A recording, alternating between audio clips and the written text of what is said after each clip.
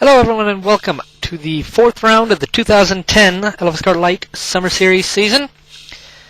And we are here at the Kyoto Oval, getting ready for the start of the SpeedWeeks 250. Jonnathan Palmer here, everyone.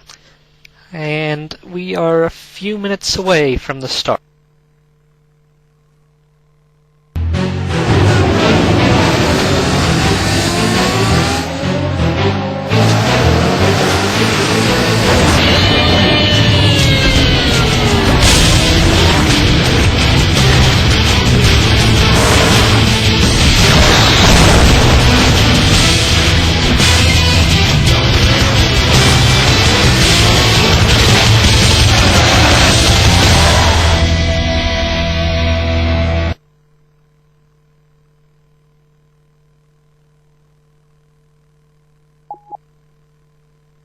Alrighty, Jonnathan Palmer here with you for the start of the Kyoto SpeedWeeks, NDR's third annual SpeedWeeks.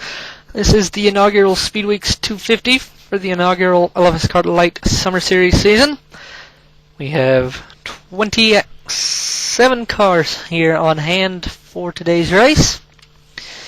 Simon Cattell starts on pole, Ross Fleming second, Vince Verstrecken third, and Mike Seidel fourth.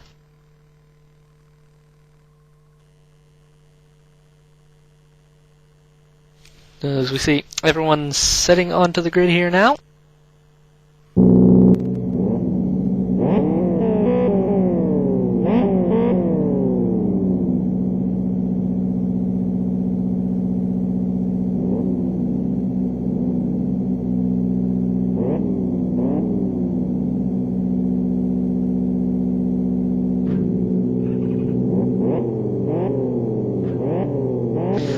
Hundred and 40 laps total.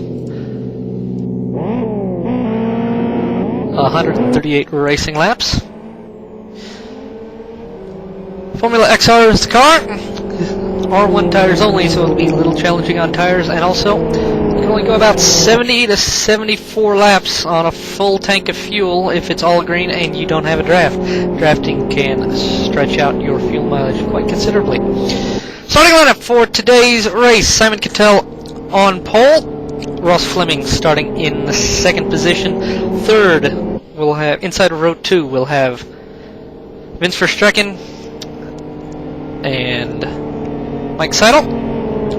Inside of row 3, Jarl Tyan. On the outside, Nico Patola. Inside row 4, Chris Ford, and alongside him, Laurenus Martinez.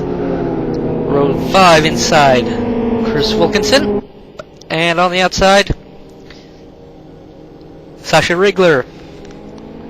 Joni Tormelet inside of the 6th row, and alongside of him will be Randy Young. Leon Solfrank behind in row 7, and Oscar Hardwick alongside. Row 8, Dami Engel on the inside, Orientica, last year's SpeedWeeks 400 winner in the LFSCART series.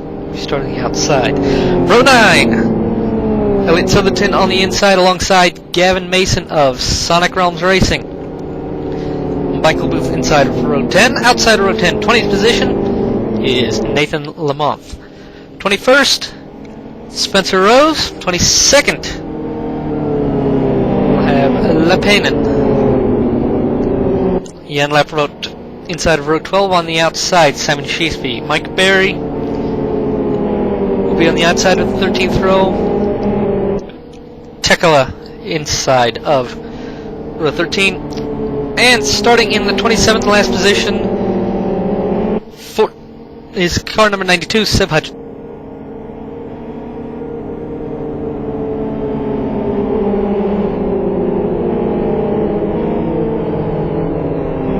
So, we'll have 138 racing laps. It's going to be 5 miles over 250 miles, but there we are. We'll have everyone coming into turn 3. Safety car will pull in. Stuart Baker driving the XR safety car today. The first official event with the Kyoto 500 safety car skin.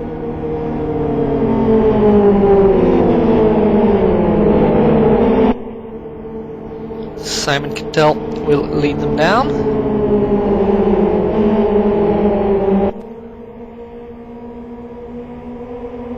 So we're ready for the green.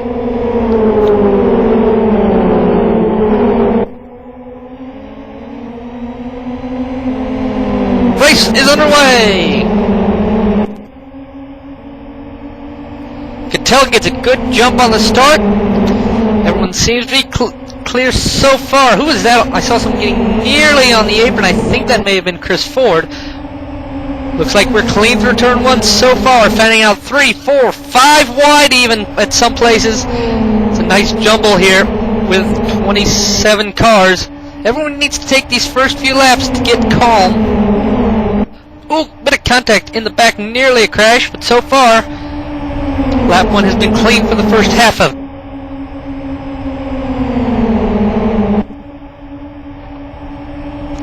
Cattell may lead lap 1. No, he won't. Looks like Verstrecken will try to lead it, or can Martinez come for it? Verstrecken leads lap 1. 4 wide back here for 6th, 7th, 8th. Wilkinson and Tyan and Seidel. Fleming is here in front of a whole gaggle of cars.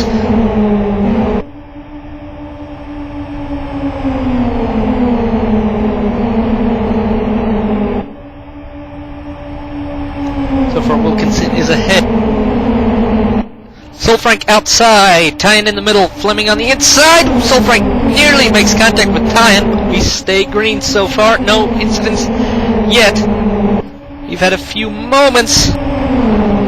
Solfrank outside of Sullerton. Sullerton going to the inside of Tyan and Fleming. Fleming comes down to the inside. Almost cuts him off. There goes Tormela to the inside. And who's that? Riegler is also behind. Side by side, close quarters action here. So far we've kept it green. Tyan slips to the inside, Riegler there in the middle, and now Solfrank coming on the inside. Careful, careful, watch out. Tormela nearly contacting Riegler, sending them both in the wall. Randy Young is spectated, not sure why.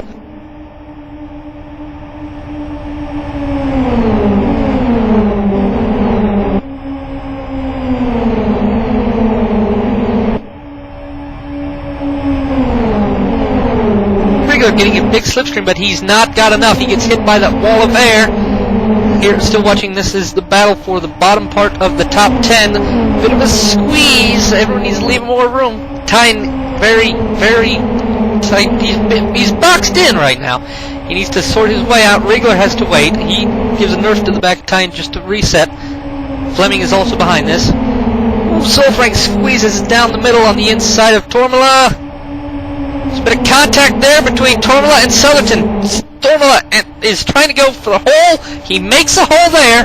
They're down into turn number 3. Sullerton in the middle in a bit of a sucker hole there, getting buffeted around a bit. A little further up, Verstrecken, Patola, Wilkinson, Martinez, and Seidel and Cattell having a battle for the lead. 4 wide into the turn, contact. Martinez down onto the apron. Tormela is there. Contact. We may have a crash here in a minute. Any minute now, there could be a crash. We are side by side for the lead. When Tola goes in between Wilkinson and Seidel, they hold enough room between each other. Nearly a big crash in turn 1 as they had that battle for the lead. Here goes Sullerton on the inside of Martinez for the lead. Wilkinson's going to try to follow Sullerton through. Martinez nearly cuts down behind Sullerton. He can't. Wilkinson boxed in. He has to hold up. Verstrecken now comes into the draft. You need to work the draft here to be fast and to break away. When people sort it... Oh, crash! Crash! Huge crash on the front stretch! Martinez, and I believe that was Wilkinson. A huge crash on the front straightaway. Absolute red flag has been issued. Red flag has been issued. Race has been stopped. We have 2 cars, 3 cars upside down.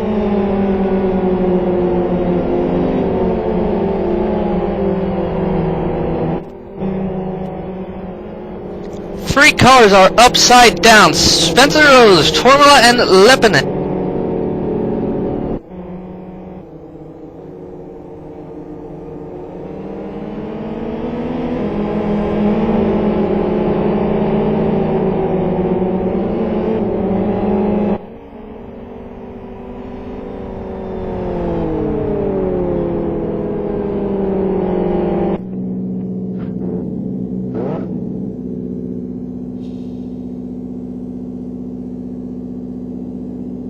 This has been a huge accident. Red flag is out. We're gonna see if we can show you what's happened here. As you see, everyone has stopped in turn 3.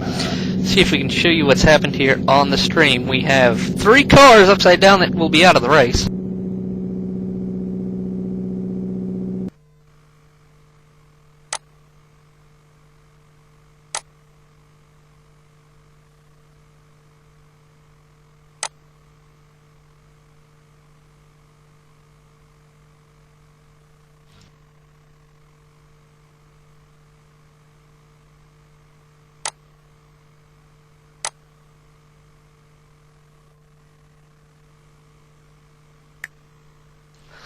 Okay, we'll load you a second LFS here on the multi-BC machine and see if we can find what's happened.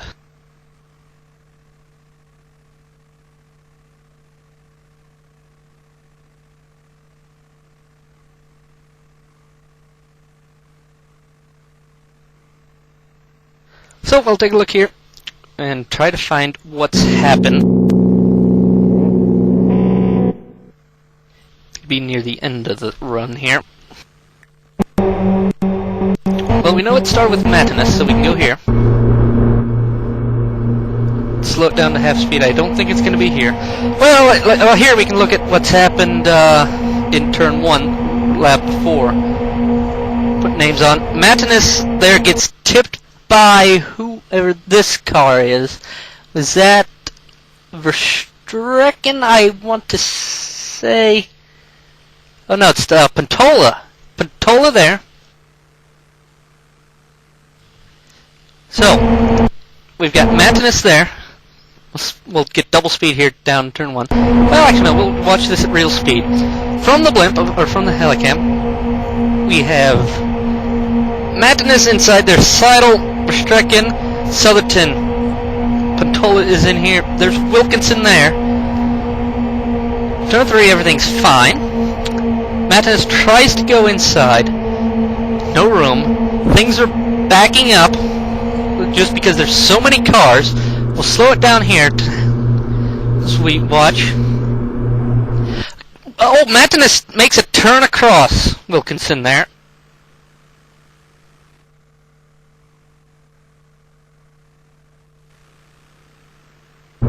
Take another look at this again. Matinus is turning for the kink. Wilkinson's there. Wilkinson has plenty of room to the left, but he's not taking it. He thinks there may be a car inside, which is fair play, I would say. But Matinus turns across. Then we have some more people compiling in. Let's go to custom camera.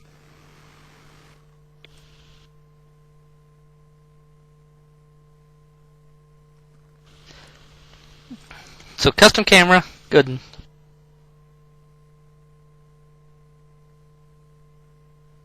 Zoom out as much.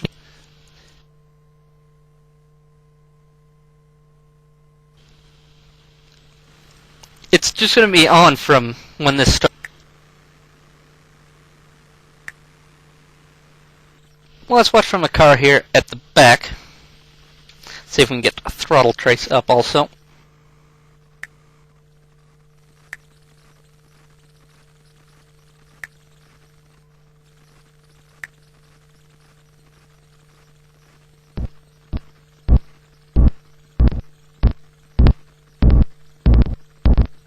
Here's car 58 heading into it. Has a yellow flag. There's cars upside down. Turns for void, lets off. Gets a little sideways. He's not braking at all. Comes in, hits regular, and flies into other cars and flips it upside down.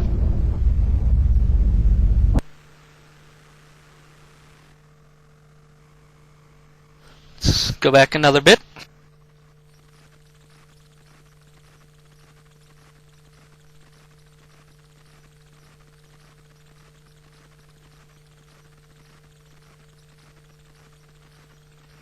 Let's see, Tormala has also ended up inverted in this one.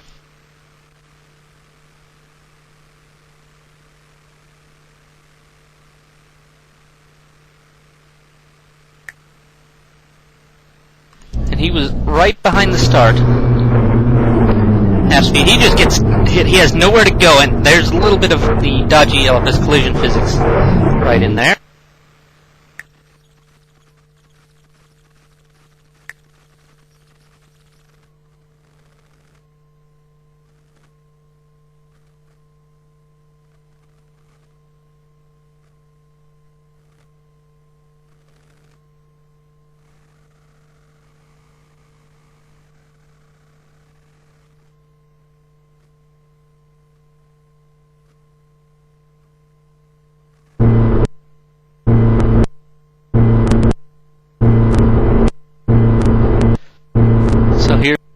there's another look coming up.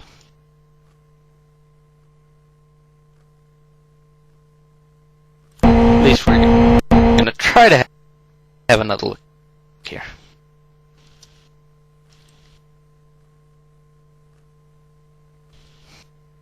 Bit of a choppy frame rate, but hey, what can you do? Running 2 LFSs at once. Here we go.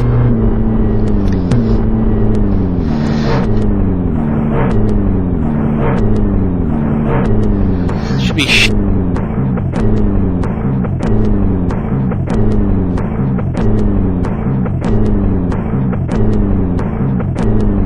chase speed coming into the incident here. He's backing off, and he gets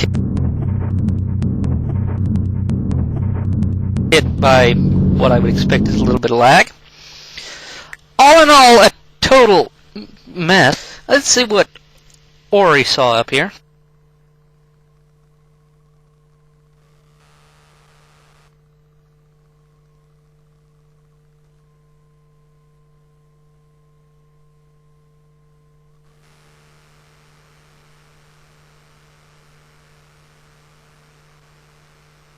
Although we can see he's gotten involved quite early.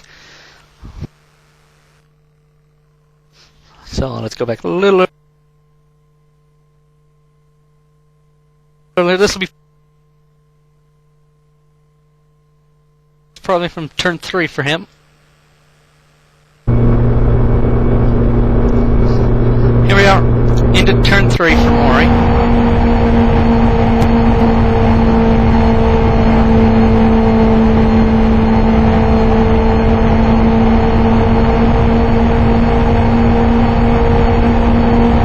Ori heads in, problems up ahead.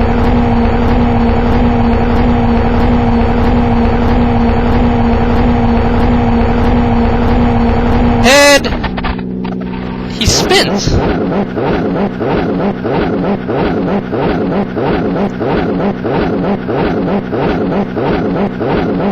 All by himself, it looks like. And we come out on the other side. At least I come out on the other side, not totally seeing what has happened.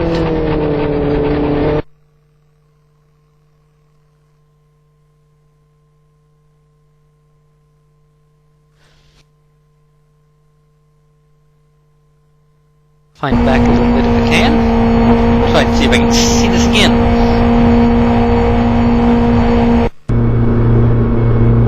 Slow this down again.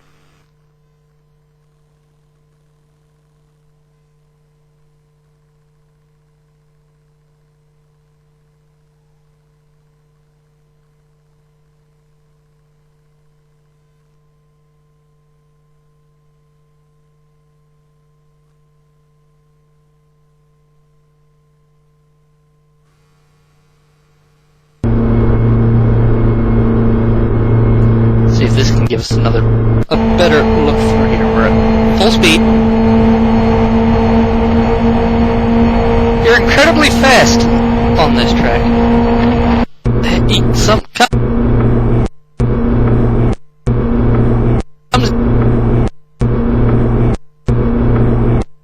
Comes in, he turns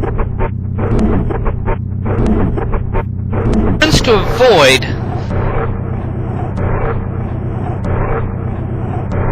But it's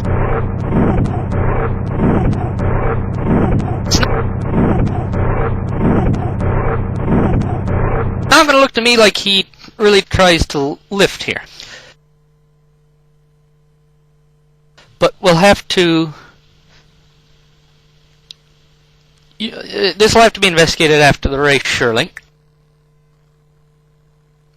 So, we'll go ahead and get back into the server as...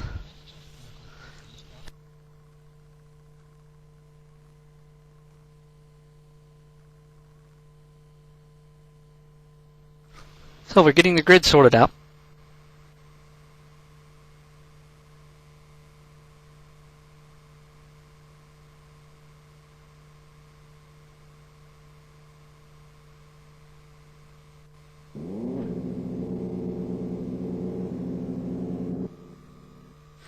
So what we can tell you so far is Vince Verstrecken's leader, and they're still working on getting everything sorted out in the order here.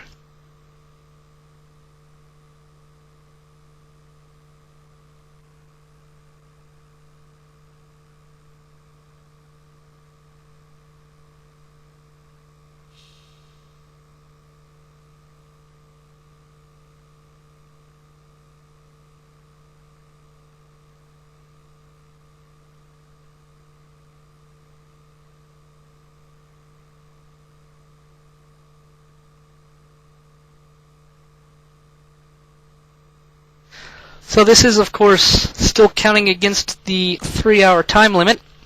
We are about 17 minutes into it. So we're not sure if we'll get a complete race in now at this point. Everyone's sitting on the tarmac waiting to get finished, sorted out.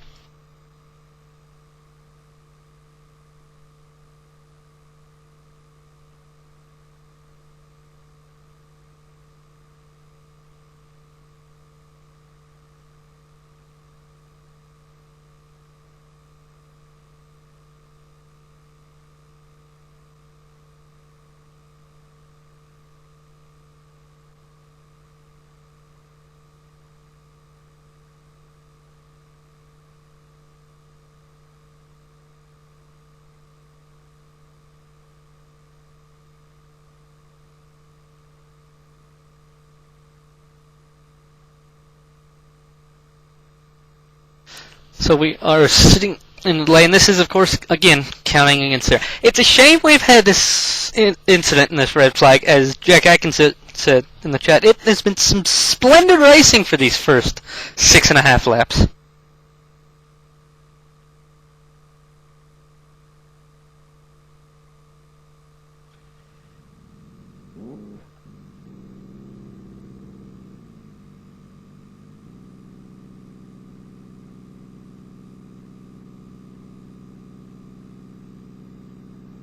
So it looks like we're going to roll the field again and finish getting everything sorted.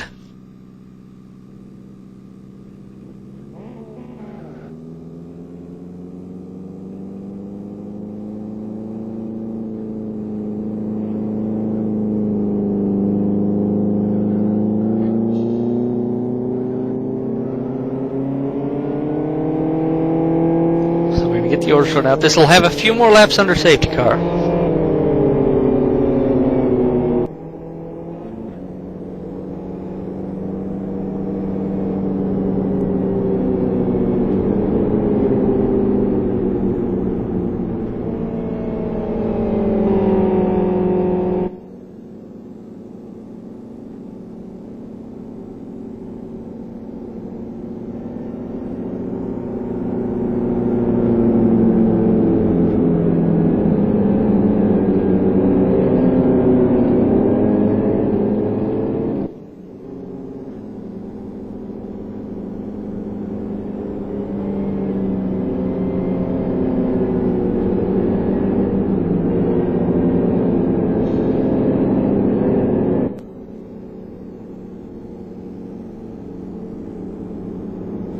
We have several cars with heavy damage. Martinez here, who was involved in the start of the shunt, has some heavy damage.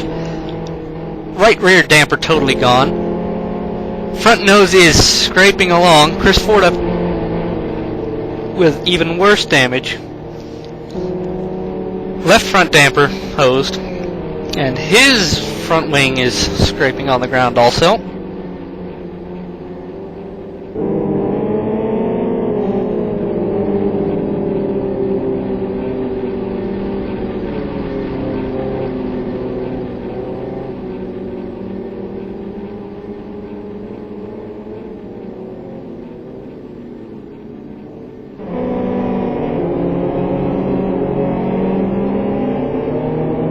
So after at least the 12-minute red flag here.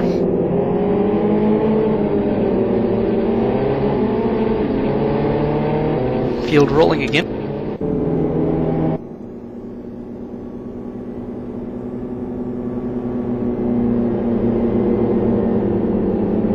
So we're going to resume everyone to safety car speed.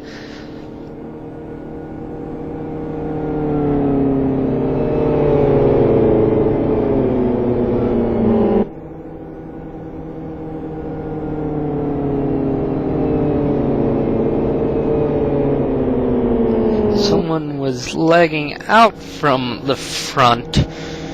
Not sure who that was. One thing that this will do, gave drivers a chance to calm down a little bit, and this restart will be single file.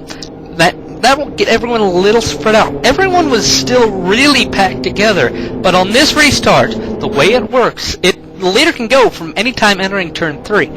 As long as there's no overtaking before the start finish, that, depending on when he goes, that could spread the field very far out. From basically turn 1 all the way to in turn 3 still could be the spread of the field depending on how the leader takes the restart.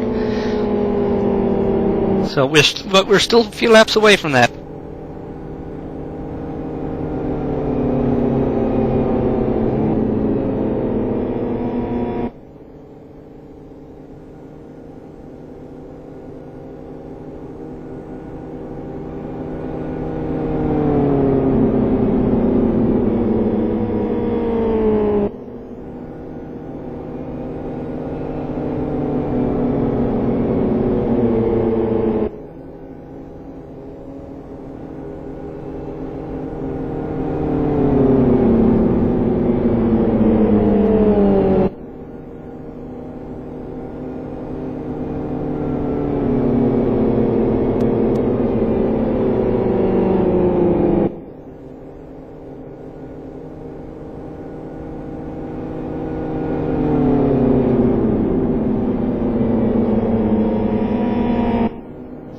So still sorting the grid.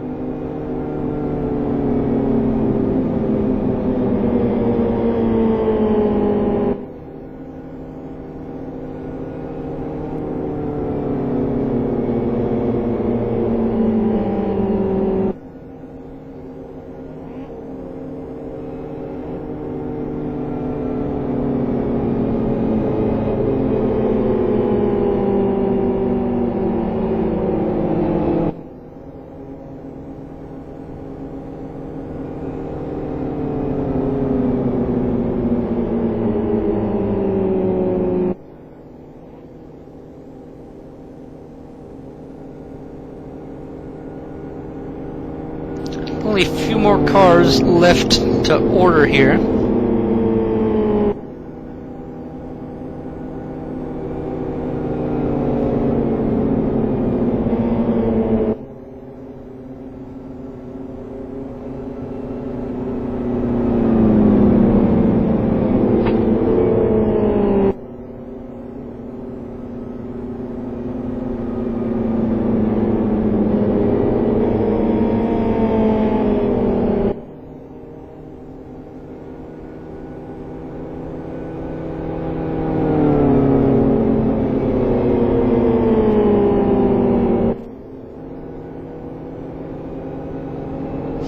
Only a few more cars to sort out here still.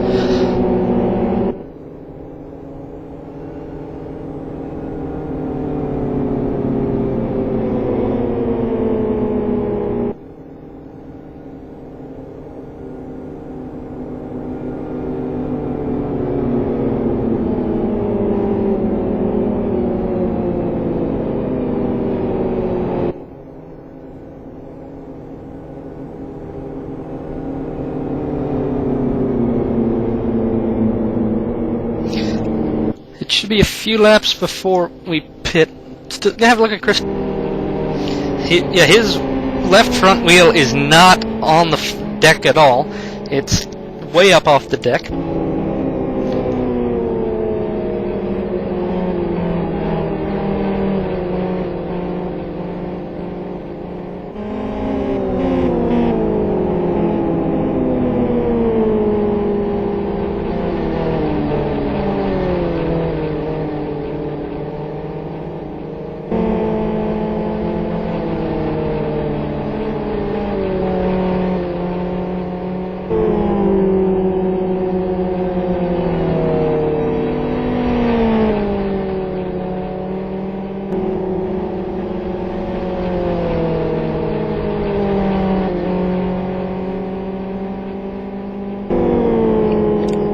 The good news is that they're down at the bottom of the stack here of the grid, getting that sorted out. So pits should open probably this lap, I would think.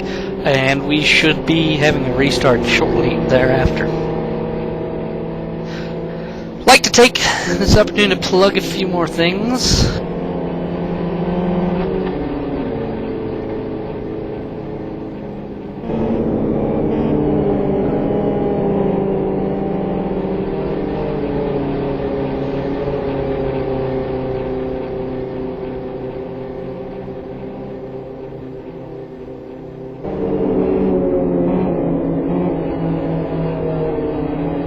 Pit lane has opened, so everything's sorted out.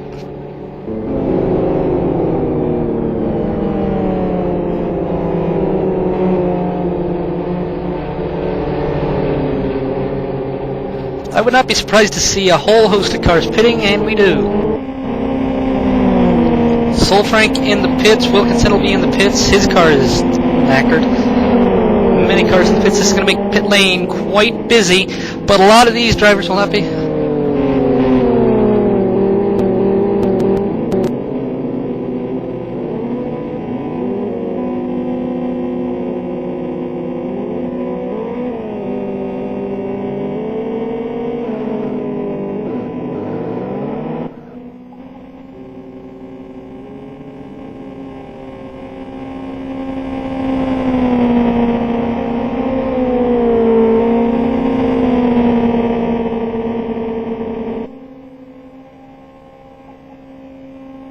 Car 51 has left the server now. So Chris Ford has finally gotten to the pits. So the order, as it stands under safety car: Verstrecken first, Elliott Southerton second, third Ross Fleming, fourth Mike Seidel, fifth is Nika Pantola, sixth is Simon Cattell, seventh Gav Mason, eighth Dummy Engel, ninth Simon Schuspie, and 10th Jan Lapova. Mike Berry 11th, 12th. Takala, Solfrank 13th, he comes out of the pits, regular in 14th.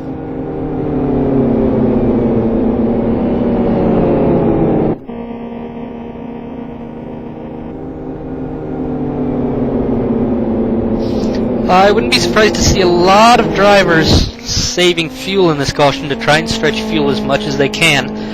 And the fact that it will most certainly, I'm almost totally sure that it will be a shortened race at this point, as there is a 3-hour time limit. So this could bring many bits of fuel strategy into play.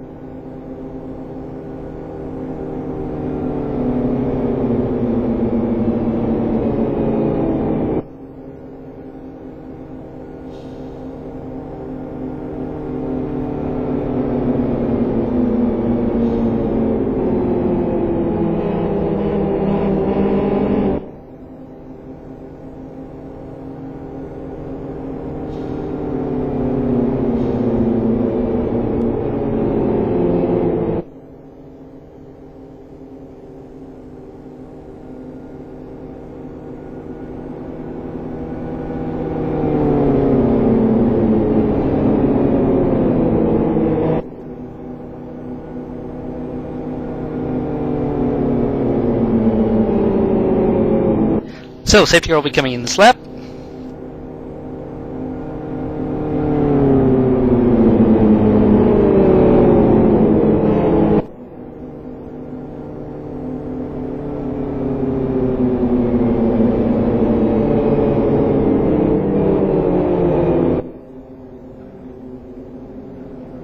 So, safety car is in the pits. Stuart Baker has pulled in.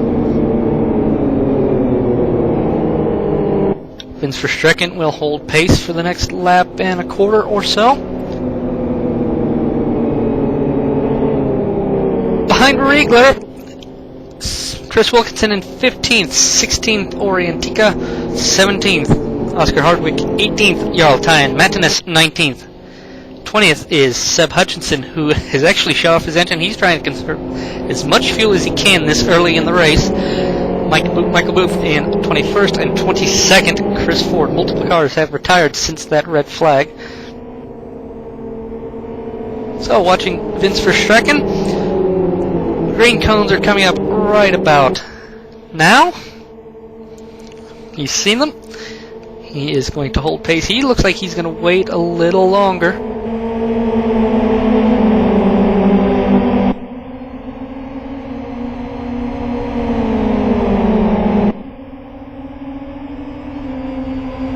Green flag back in the air. The race is back underway, starting lap number 17.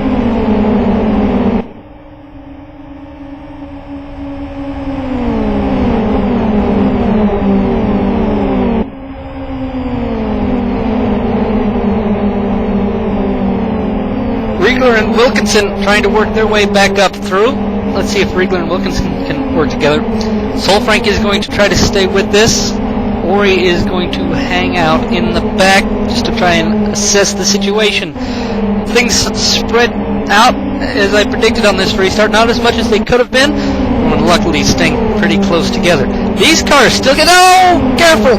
Careful! There, Leanne nearly cutting in on where there were 2 cars on the inside, but it is one incredibly difficult thing when you have 3 cars or 4 cars you're drafting with. You may not see those other cars on the inside just because you can't see through the other car there. You have to kind of trust that the car right next to you is taking all the space to the inside they can. It's, of course, the shorter way around the track on the inside. The fastest way around, inside turns, wall on the straight. And overtake on the inside with the draft. Look at Wilco go on the inside of Solfrank. Ori on the inside of Chris. In this bit of a scrum here.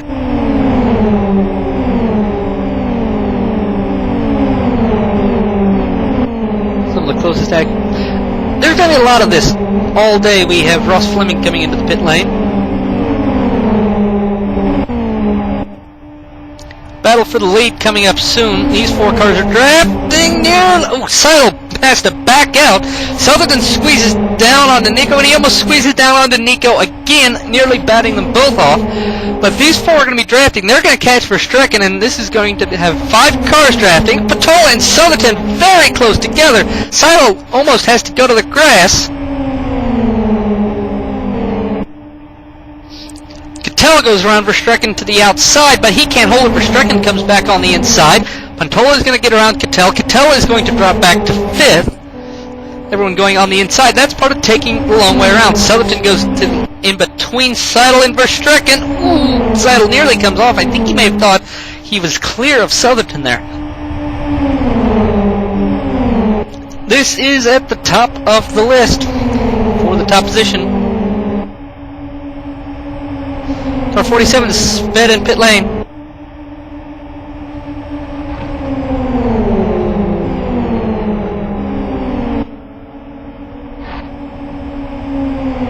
Seidel is spun in turn 2. Caution on the speedway. Mike Seidel was looking back. I didn't see what happened, but Mike Seidel has had a spin. He's the only car. Oh no! Angle is involved, and car 35 has had an off also. He's up at the top of the hill.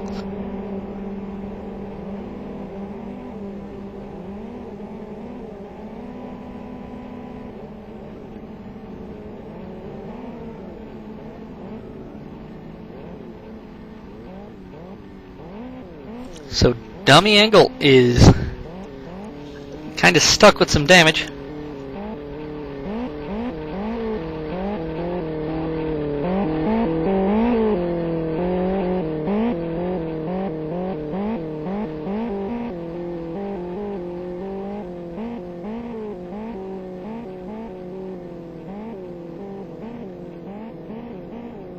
So caution on the speedway, but this one should go much quicker in the end than the others. Or than the other one so far.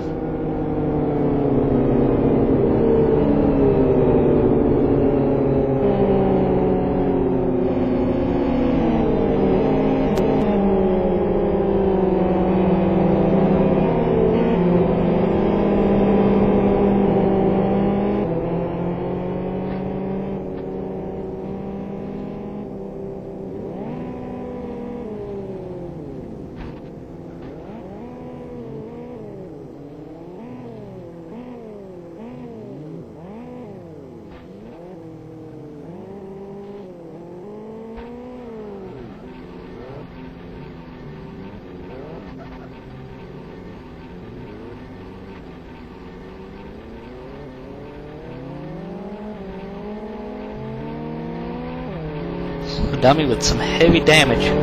But it looks like now that he's been put onto some flat ground, he should be able to get back.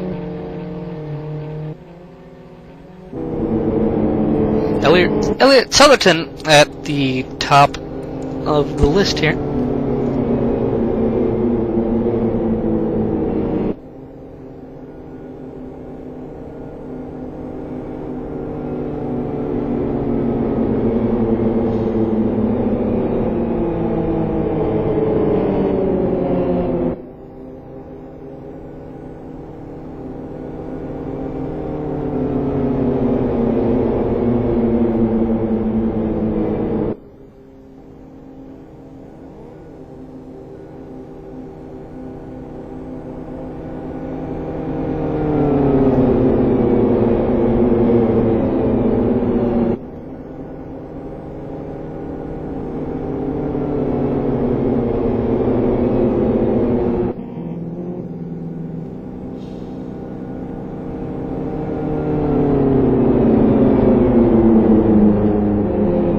So,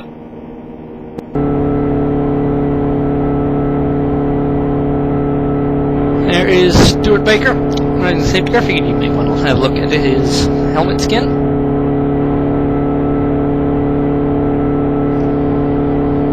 Member of Concept Racing. He'll call these Formula XRs silly roofless cars, but they do provide some good racing.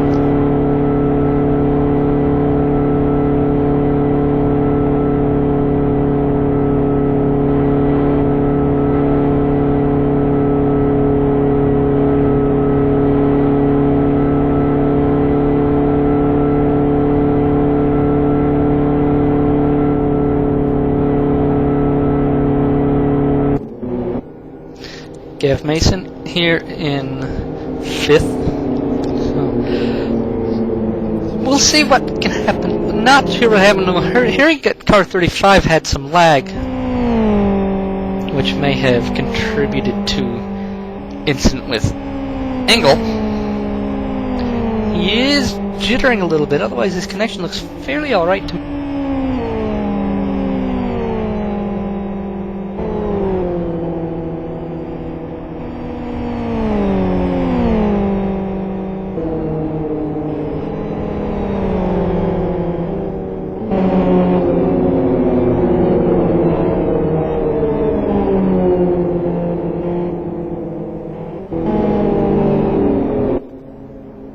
Safety car is in.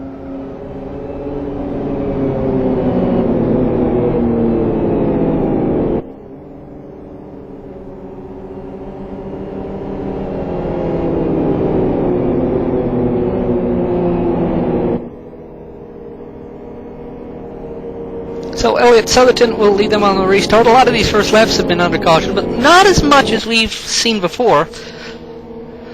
We've seen quite a few oval races go fairly long on the first laps without caution. Hopefully once all the jitters have been worked out and people get into a rhythm, we can have some green flag running. Southerton goes right at the cones, which will make people have to be much more careful on the restart. Waiting for the green flag from the starter. Green flag is back out. 250's back underway.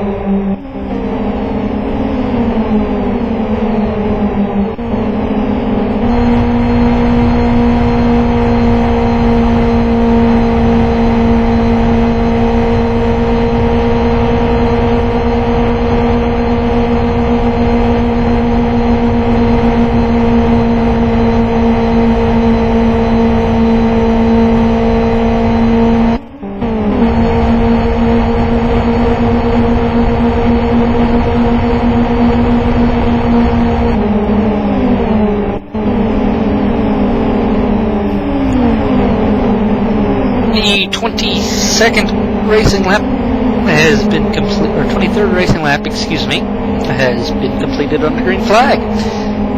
Here's Maginus, Ford, and Tyan having a bit of a battle deep in the pack. The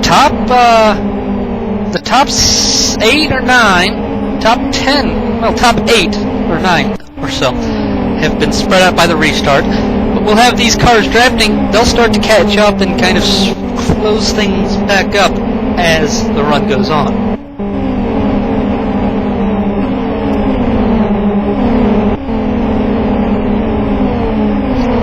5 cars now. Seidel, Ford, Magnus, Hardwick, and Tyan.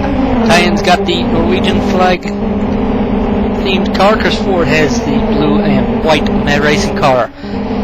Yellow and black for Seidel.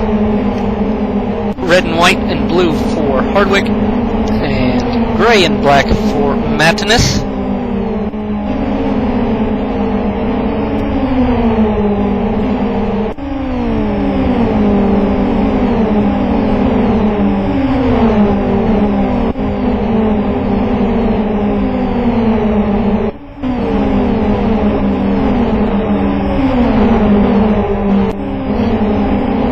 Top. Some people have gotten closer together now, and they will start to try drafting up.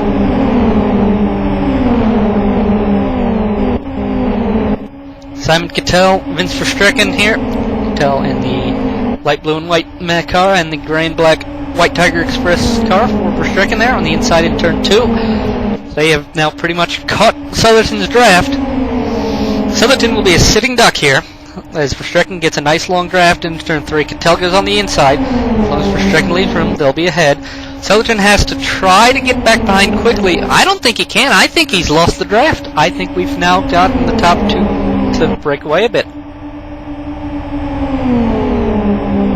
It sure looks that way. Looks like Southerton and Cattell, or excuse me, Verstrecken and Cattell tying yellow flag.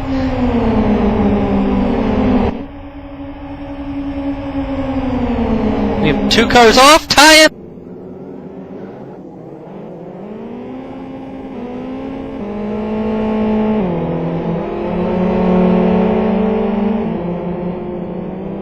And we have Wilkinson is off. We had Tyan involved. I want to say Barry was involved. Tokala involved.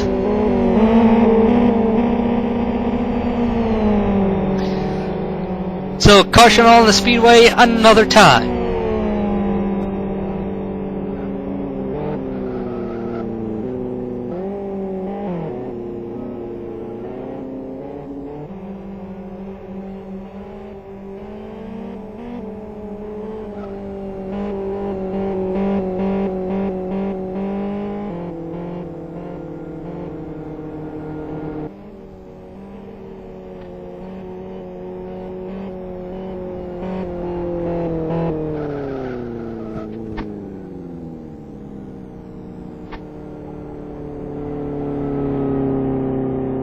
Car 35 is taking the wrong route.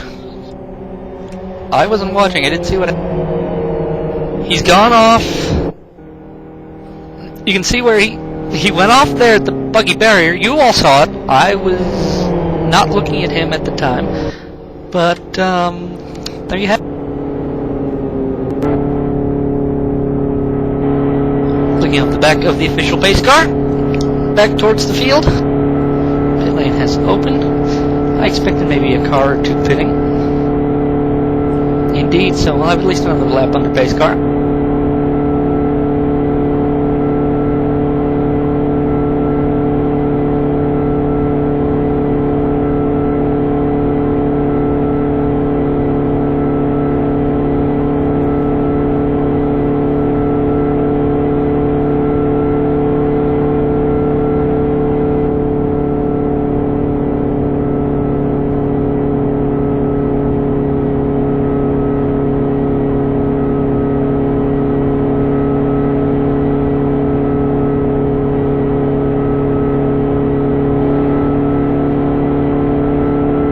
Wilkinson was involved in that incident. He takes his pits. Hardwick also made a pit stop. 19 has dropped connection.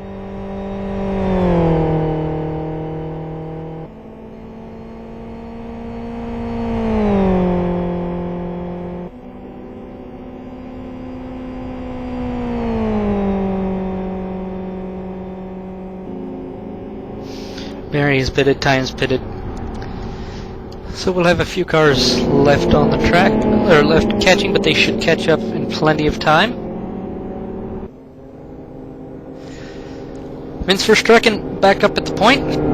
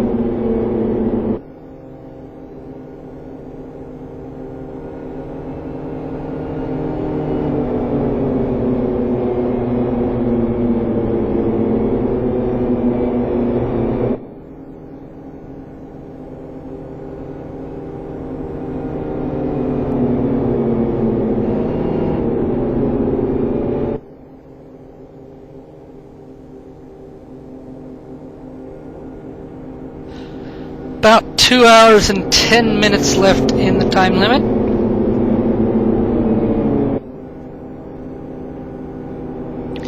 Verstrecken will lead away from Kittel, ahead of Sullivan and 14, Pantola, and 5th place, Sasha Riegler.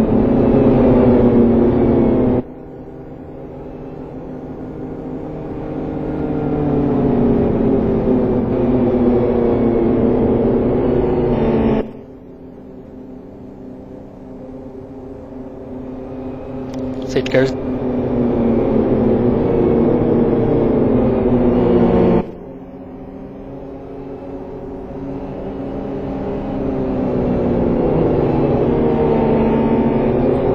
Fuel saving strategies surely are being employed now. I would not be surprised if this race only goes to maybe 110, 120 laps of the 140. Be interesting to see where we get to. Got 2 hours, 10 minutes left.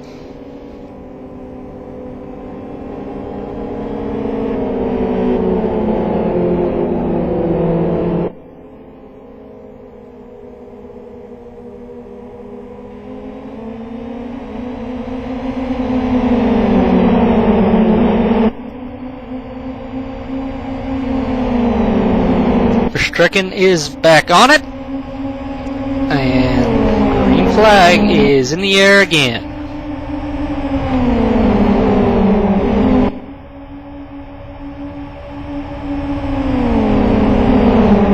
Riegler has a bit of a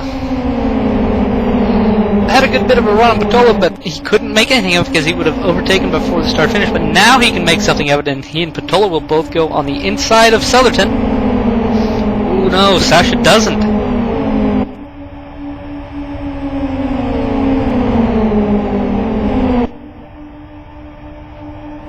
Mason on the inside. Southerton. I think Southerton could have come down there, but it was just a little too close.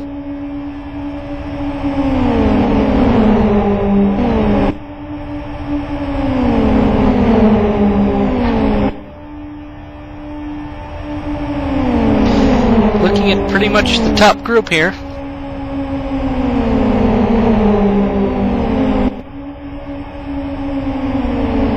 As these four are going to be catching very soon.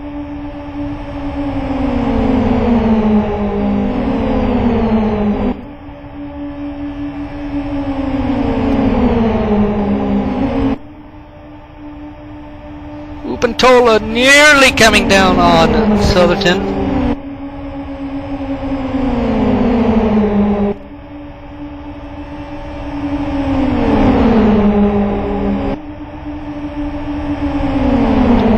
Wide through the kink, closing down into about the bottom 2 lanes. Southerton and Mason! Southerton, you gotta leave room. He needs to leave a little more room to the inside. Oop, Gav snags the apron there. He's going to lose a bit of time. Here goes Wriggler to get to the inside of Gav. Cattell is going to follow no one. He couldn't think of who to follow. But we are on for the lead. Southerton and Pantola having the battle for the lead. And then just behind is Cattell and Verstrecken. Verstrecken gets a nice run on the inside.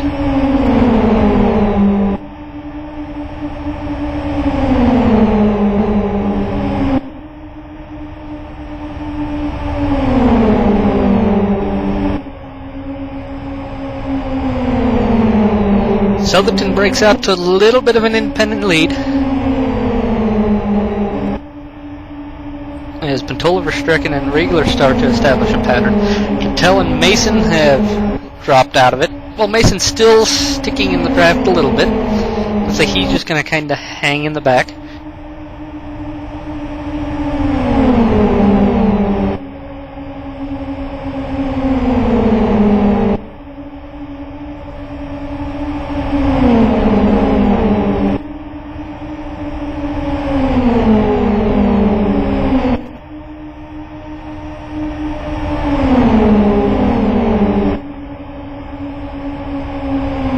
Crash! Turn 1! Huge crash! Hutchinson is off, Martinez is off, Sheesby is off. Hutchinson's down on the apron. Just heading through the field seeing what was happening further back, and all of a sudden I see about 3 cars go up. I think it was Sheesby and someone else coming up.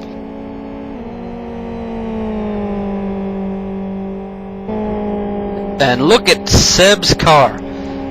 Roasting those tires, both front tires. In real life, both of those tires would have been broken off and there'd be absolutely no drive in that car. It's a big crash. And once again, another safety car.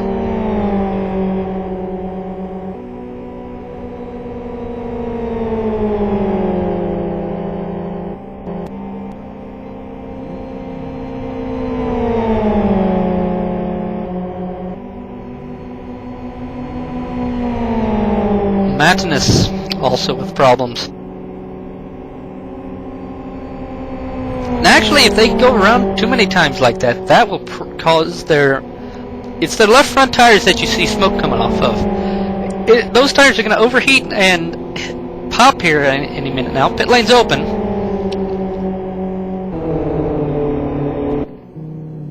And Sheesby has stopped. He has absolutely no contact with the ground.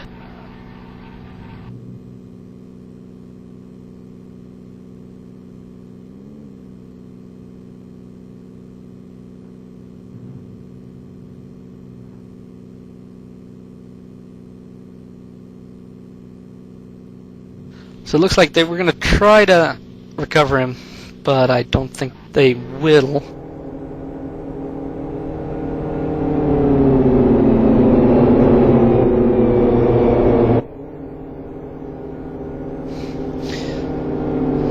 Mike Seidel in the pits.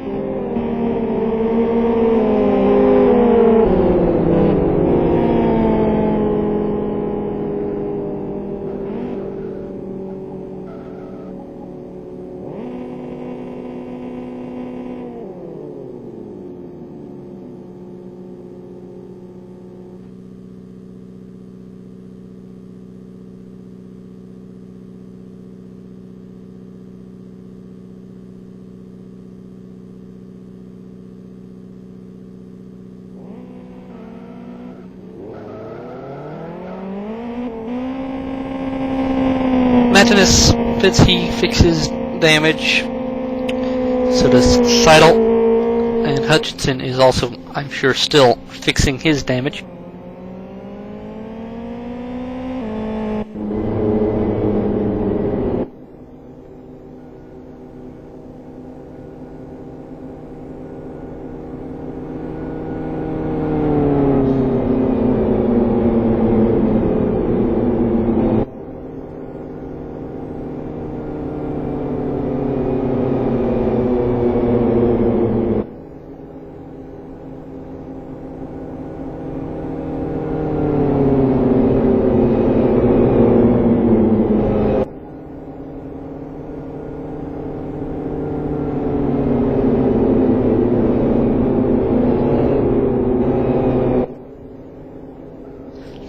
Safety car in. And we will be going back green. Elliot Southerton leads.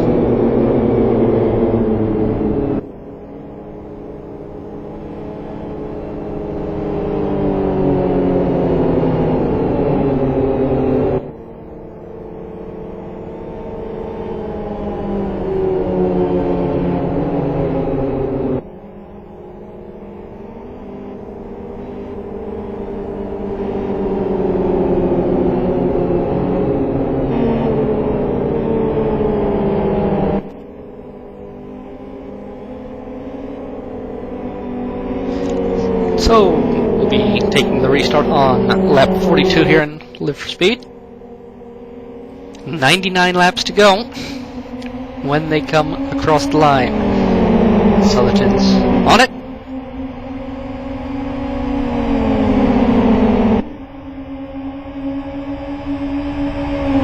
Green flag and the race is back on. Restrickant, Riegler and Pantola looking to get back into their pattern again. Back in the back, Michael Booth, Chris Ford, and Chris Wilkinson, and Ross Fleming. Fleming's a lap down, so. But, well, we on the oval, lapped cars, as long as they can keep pace, they can continue to stay with them because it can help them get their lap back. There are no free passes here during Speed Weeks. You gotta fight for your lap back. It looks like Fleming will drop back of his own accord.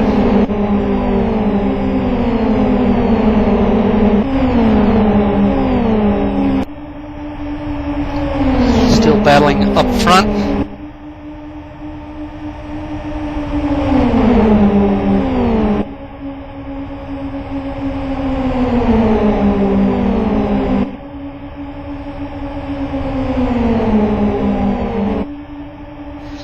Four-way battle for the lead. Contact between Pantola. Pantola is off in front of the whole field. Safety car out again.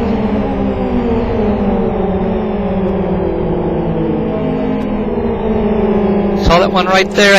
I didn't catch who that was. That Pantola was on the inside, but just a little bit of contact.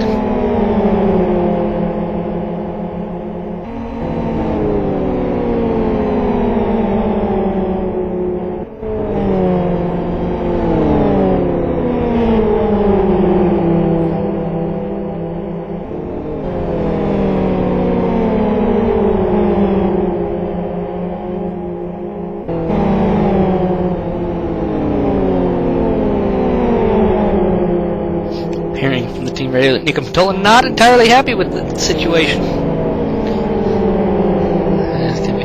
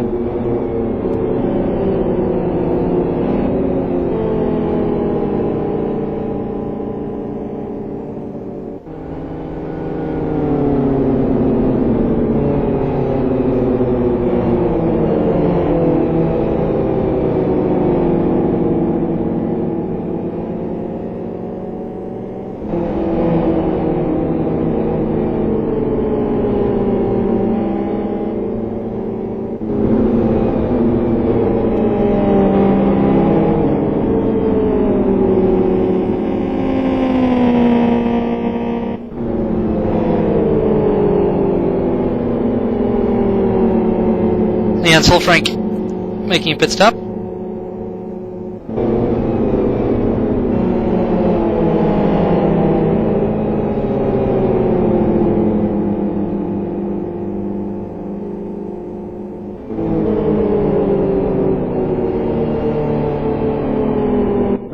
Looks like a bit of position dispute between Tyan and Laprevotte. Neither of them are sure who's ahead. They're gonna have to check that in the administration room.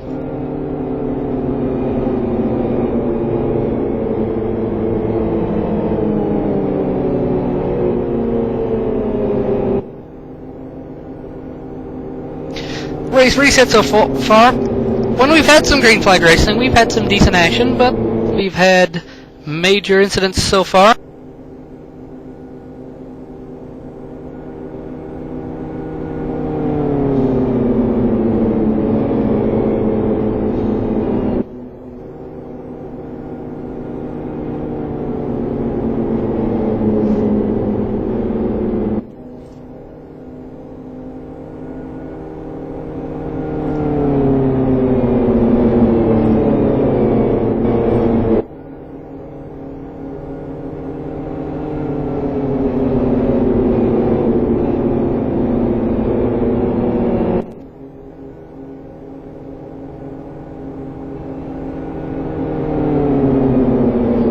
While we're still checking positions, we can't bring the safety car in until those have been solved out.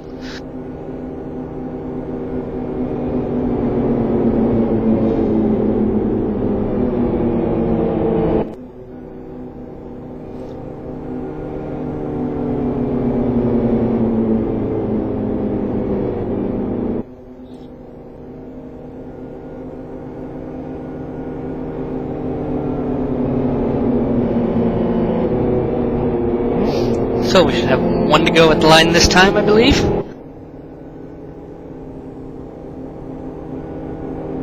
"20 cars left, so we should have it.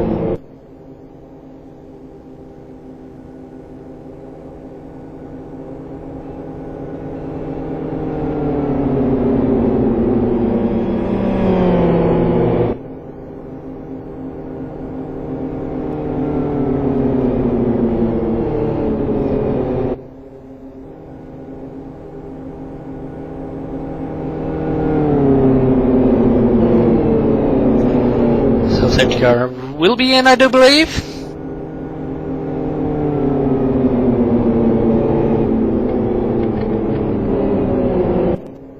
Safety car coming in.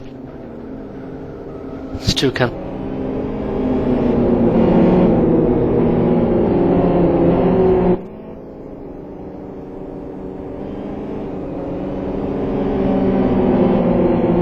Elliott Southerton for Epic Racing has the lead.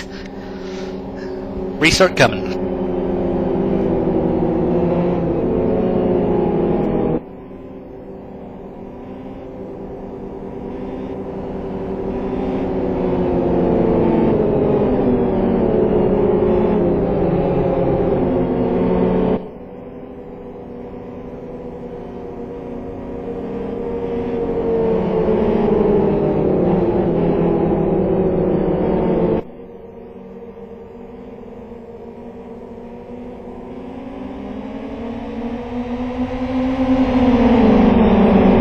Southerton's on it again. Here we come for the green flag. Sir has it in hand, and it will wave momentarily. Green flag back out, race back underway.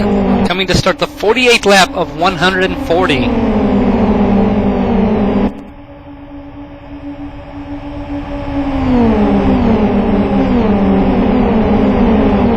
Bit of a mess here in the back. Tyan working his way up through. He gets around Booth. Fleming goes around Wilkinson. Tyan goes to the inside of Fleming. Wilco drops quite suddenly back down. He's going to...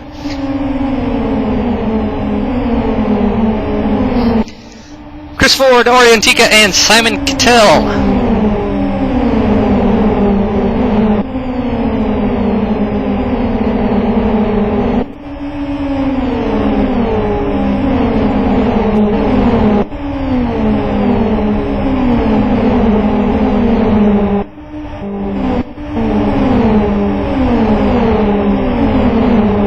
Seidel and Dummy Angle trying to catch up to Boothie, and also Jan Laprava, Oscar Hardwick trying to catch up to Boothie, but still chaos up front. Tyan, Cattell, Wilkinson, and Fleming is also in on this.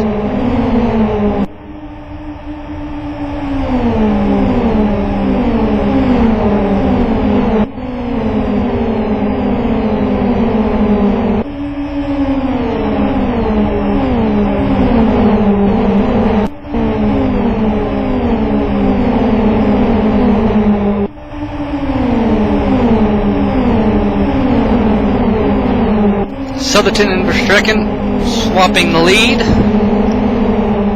Mason and Riegler swapping 3rd and 4th. Chris Ford and Orientica swapping 5th and 6th. 4 wide here with Tyan, etc. Tyan, Wilkinson, Fleming, and Cattell. I wouldn't be surprised if Tyan and Wilkinson have lost those two. Nah, I think they'll get them.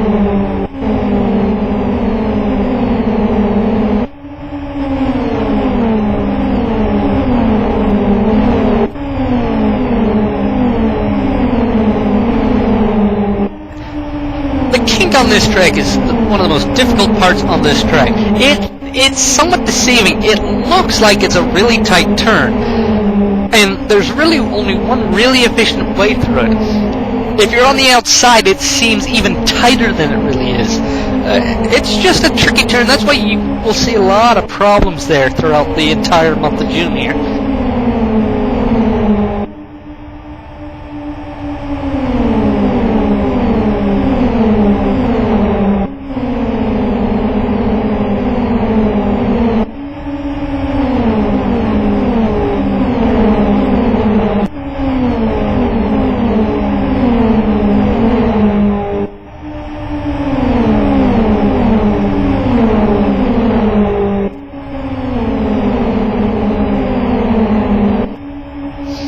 Ford and Orientica up here are running a quarter of a second almost faster than Riegler and Mason, and they're about 15/100ths of a second faster than the top two.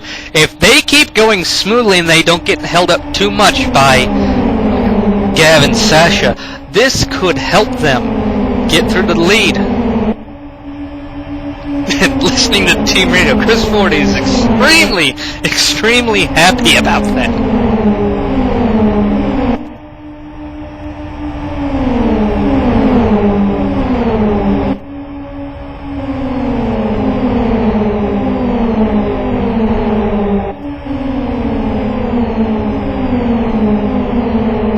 Back to this bit, Wilkinson and Cattell having a bit of fun between each other there on team radio. They can talk to each other. They're all in the same ventrilo channel here, at least a couple people. Fleming tries to go to the inside of Tyne, has to give him a little nerve. He doesn't time that right.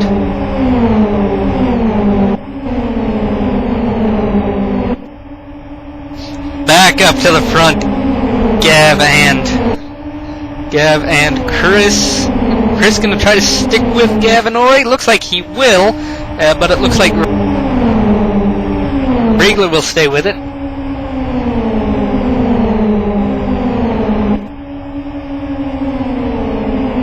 Nice green flag run so far. Everyone's keeping their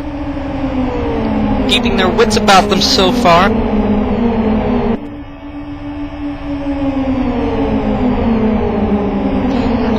Drafting at this track it's a very, very challenging thing to get right.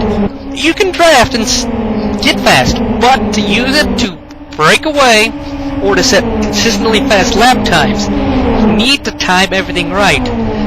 That's one thing that if you go into a Fragmaster server or Iron Horse Oval server, they will teach you how to use the draft to its full potential.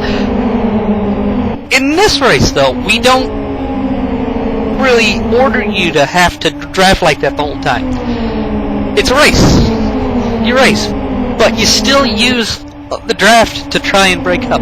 If you can spread out well enough and draft, you could run a whole 150 laps green flag if you just pay attention. You don't even have to be totally drafting. As long as you're spread out, or even if you're in a pack and paying attention, if everyone's paying attention, you can have really long green flag runs. Chris Ford and Gav Mason and Riegler and Ori are still here.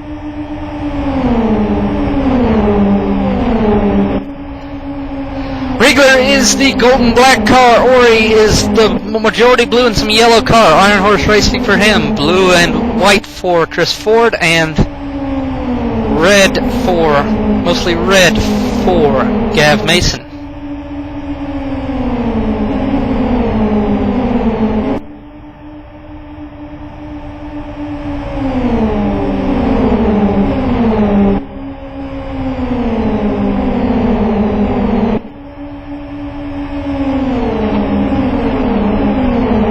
to watching Riegler. Ooh, Chris Ford, I hear, had a wall, nip the wall.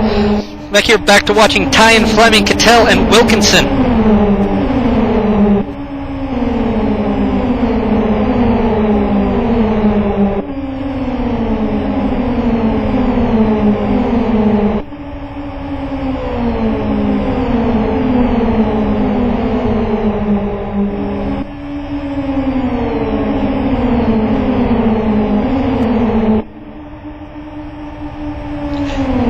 One thing, back to this lap car. Fleming is a lap down. He is 1 lap down to the leaders.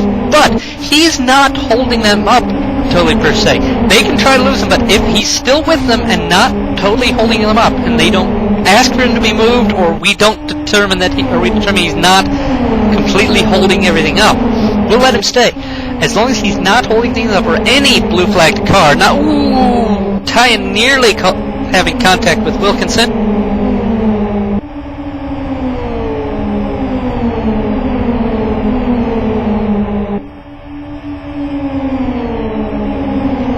Ori and Chris Ford are together. Gav Mason is with it. Can Riegler stay with it too? If they can get a 4-way draft going, they will absolutely gobble up the gap to them and Southerton in no time.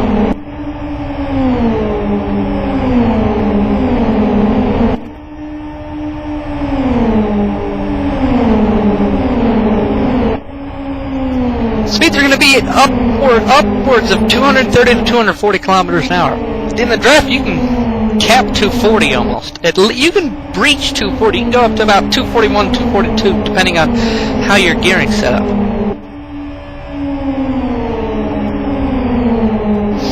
Nice long green flag run so far. Car 24 has retired.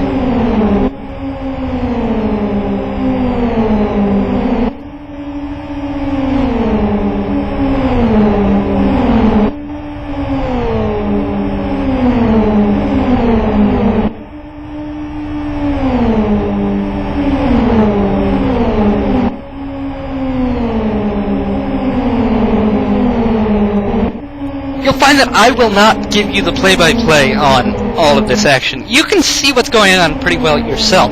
What they're doing is they're just trying to use the draft to their advantage, use the speed that you get from following, do a slingshot pass, and just repeat slingshot passing.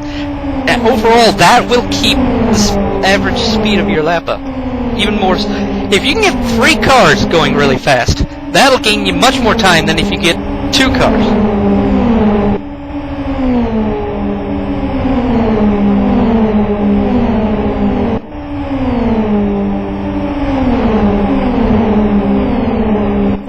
Back to the back with Wilkinson, Cattell, Tyan, and Fleming. Wilkinson in the Sonic Realms colored car, red, white, and gold, yellow, blue and white for Cattell. Ooh, no, Cattell and Tyan and Fleming.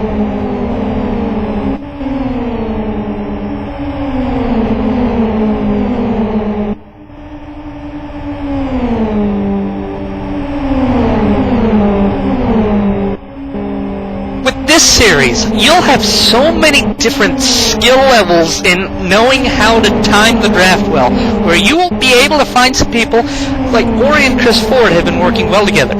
If you can work well together like that, you can put miles on the field. If you're but if you get caught up with someone who may not know the time or just is persistent and holding you up, all of that work goes for nothing and you basically get stopped dead in your tracks of catching up.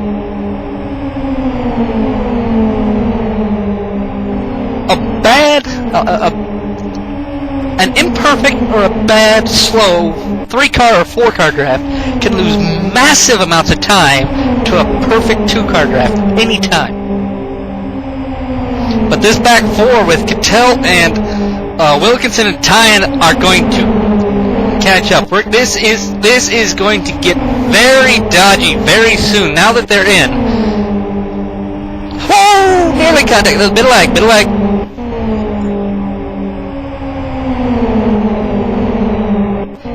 Cattell cutting down on the Chris. Problems. That's in the wall. Chris Ford loses the draft and a huge gaggle up at the top.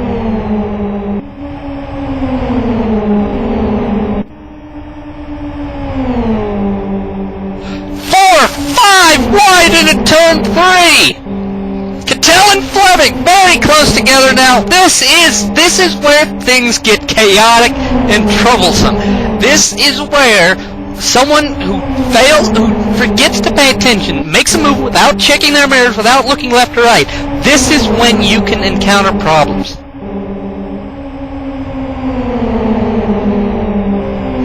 The top two are half a second faster.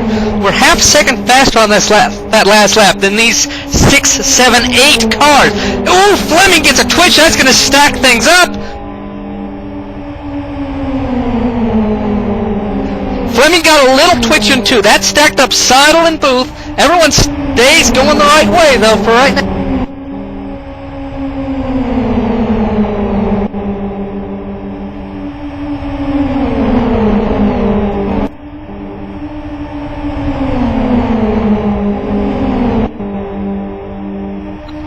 This is for third position. All of these cars, except car 47, which is now at the front of this group, everyone except him is for third position. Any one of these cars can take third. Any one of these cars can drop out of the race with the slightest mistake. A stellar show of skill if they can keep this up for the next 80 laps or so. 75 to go at the line.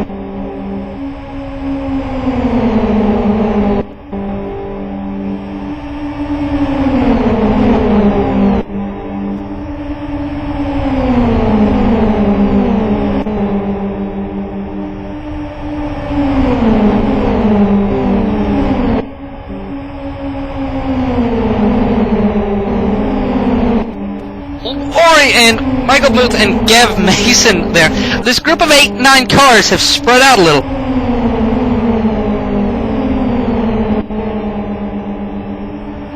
Battle's broken up, but it's still going to be close for now.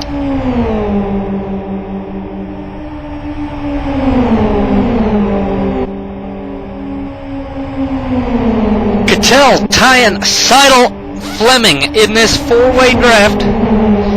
If they can get it sorted out, dangerous to be 4 wide so that they keep it clean another time.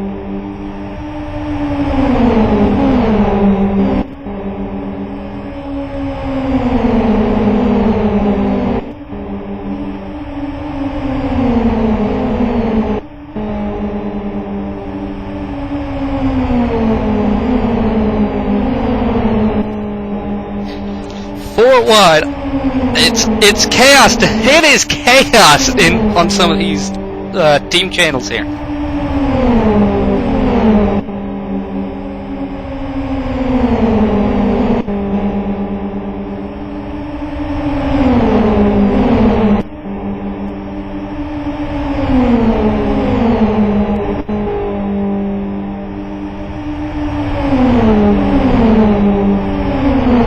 Wilkinson, Ford, Lapravot, Hardwick having an entertaining bit down here.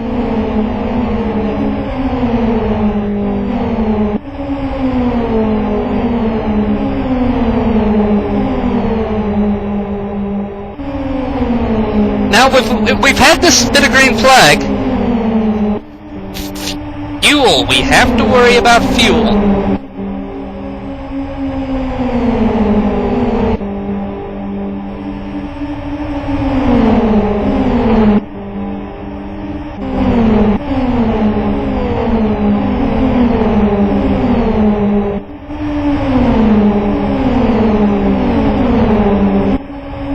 He scrapes the wall on the front straightaway. He's going to lose the draft a little bit if these there's 3 cars ahead, Riegler, Mason, and Booth can get away.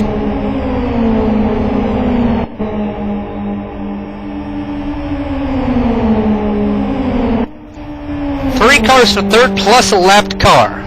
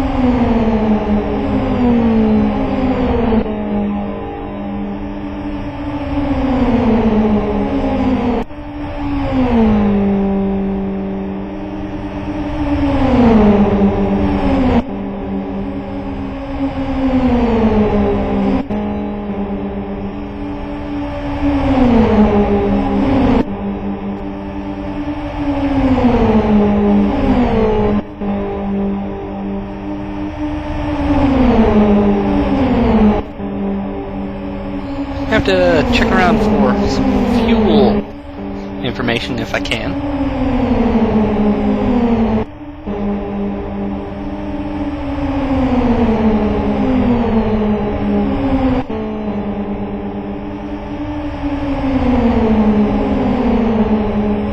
Or he scraped the wall and he's lost time quite to the down into the back of the field.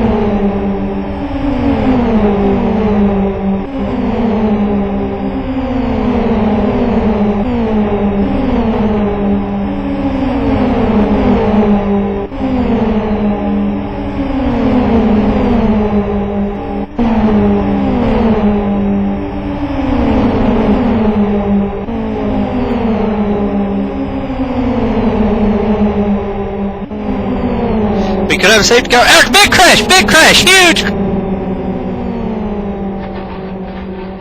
Tyan is upside down. Jarl Tyan upside down. He'll be out of the race.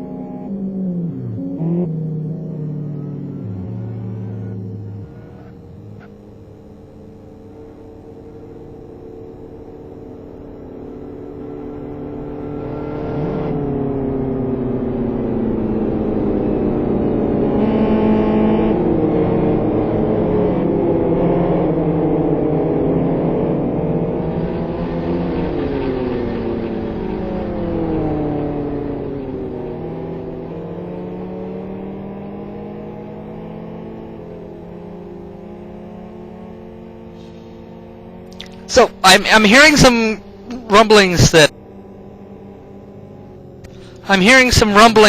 there's some people with 60%, 70% fuel. It's going to be interesting to see if we have people pitting this time. How many people will pit this time? How many people will try to go to the end of the race? We're halfway through this. Will they think it's going to be shortened, or we got a lot of people coming? No, Verstricken fakes everyone. But it looks like everyone else is coming in except Fleming stays on the track, Pantola, Matinus stays on the track, but a host of other cars come in.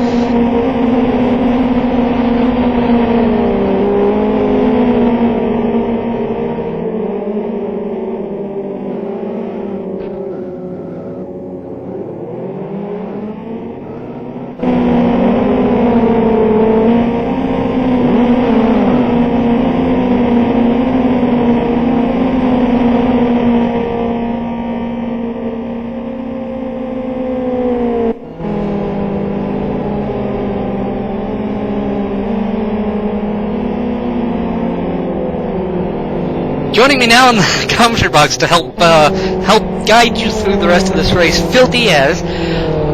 It's been a wild race so far. We had some cautions early, but we've had a nice long 20-25 lap green flag run. Fuel getting low, 60-70% fuel left. Some people saying you can only get about 70 to 74 laps. I'm hearing without a draft under green flag. It may be a time-limited race, Phil. You pit now? You would have pitted now. Would you have if you were short on fuel, or if you were worried about being short on fuel? It all depends on the time limit. Do you know how much time's actually left compared to where they started? We're about halfway through the time limit, and we're past halfway in the race. You're at the point where you could go a full tank of fuel with the distance left, from what I hear, even if you're solo. So seems like a good time to pit, especially since you're under caution, yeah? Yeah, I would have pit this time, actually. I wouldn't have stayed out. I wouldn't risk it. You can use the draft to get right to the pack pretty easily.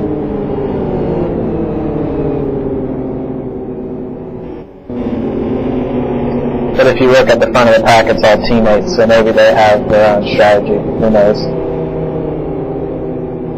Yep. 3 White Tiger Express cars up at the front. Verstrecken, Pantola, and Matinus. First of the cars that pitted made a pit stop, Simon Cattell. Simon actually has a ton of front damage, but doesn't look like it affects his suspension at all.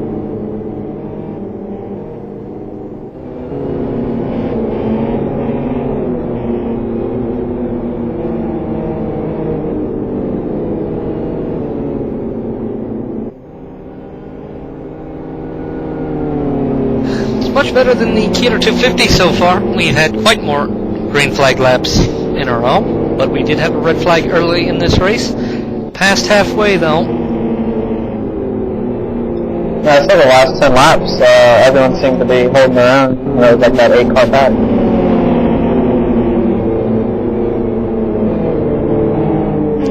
That 8-9 car drafting there in that run, I was really thinking there was going to be a crash out of that. Safety car coming in.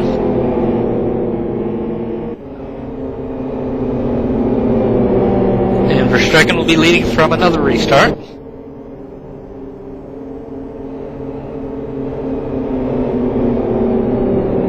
Ross Fleming, by not pitting, has worked himself back onto the lead. He's at the back of the line. Dummy Angle is 2 laps down. He's 2 laps down. He is near the back of the train. A lot of cars up ahead still.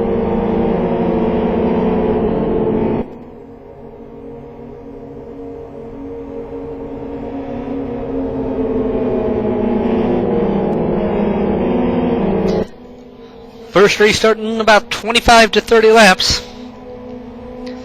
We'll see when Verstrecken goes. He goes now, but again, remember, no overtaking before the start-finish line.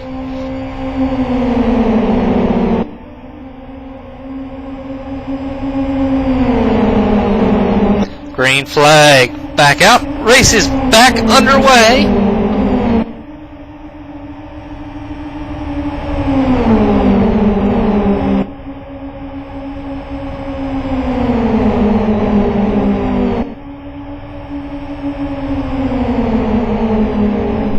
Verstrecken actually lost the draft, but I think he'll get it from the Thomas here in turn 2. Yeah, he has it now.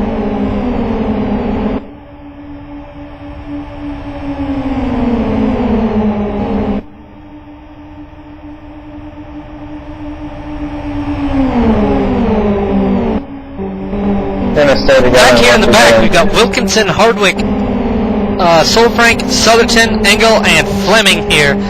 Having a 6-7 car. Ori's involved in this too.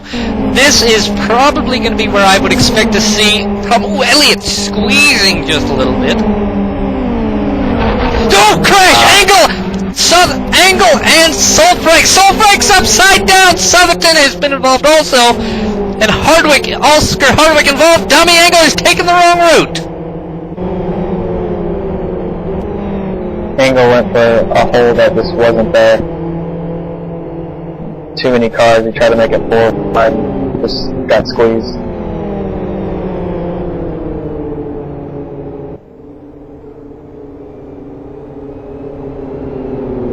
This, of course, is exactly what the leaders wanted, though. They get their save their fuel.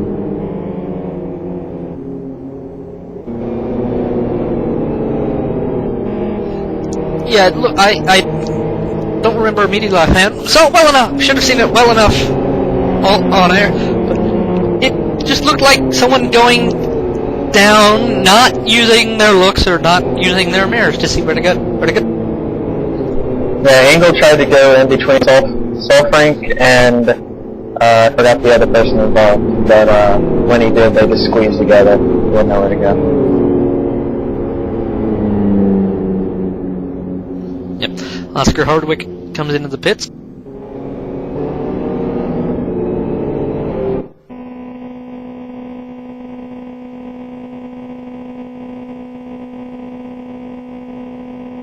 So he'll be repairing damage. But yeah, unfortunately, Leon Solfrank having a good run so far, but it ends a bit short of the flag. What's that old saying? Cautions breed caution. Oh yeah, that's exactly what it's called.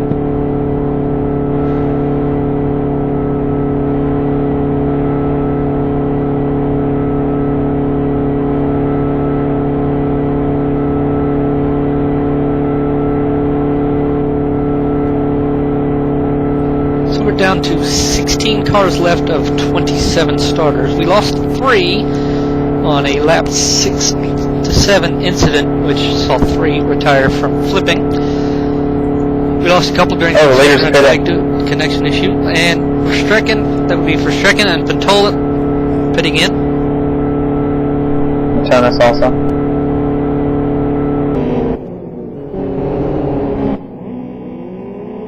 I don't know if I agree with that call, actually. I think I would have stayed out. Now I would have stayed out.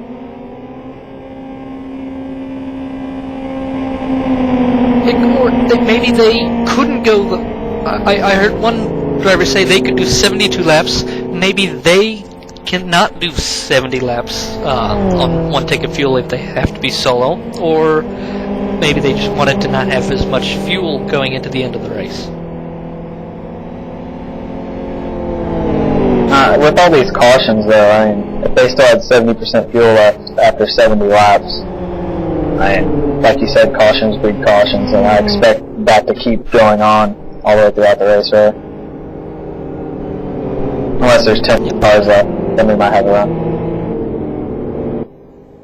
And of course, if people keep it calm, we had plenty of runs. There are plenty of moments where there could have been a crash for a safety car, but if everyone uses their heads and keeps the action clean, we could see a long green flag run naturally. Safety car will be in this time.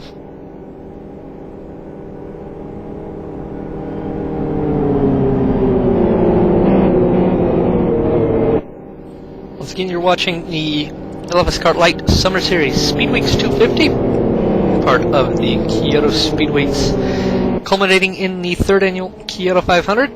At the end of this month, Phil Diaz, of course, finished 2nd in last year's running. That was a very, very wild race. Absolutely. We'll have the LFSCART SpeedWeeks 400 in a week's time, or a week from tomorrow, June 12th, right here, Multi-BC Stream 3. Qualifying weekend for the 500 is the 19th and 20th. Qualifying was actually quite wild last year also, but it actually kind of tends to be wild, especially when you have 45 to 50 cars trying to qualify for only 30 spots. Wasn't the field separated only by 4 hundredths of a second last year? Yep, there was only 4 hundredths of a second last year. Restart coming. Simon Cattell leads away from Sasha Riegler and Mike Seidel. Top 3, Gav Mason and Chris Ford, rounding up the top 5.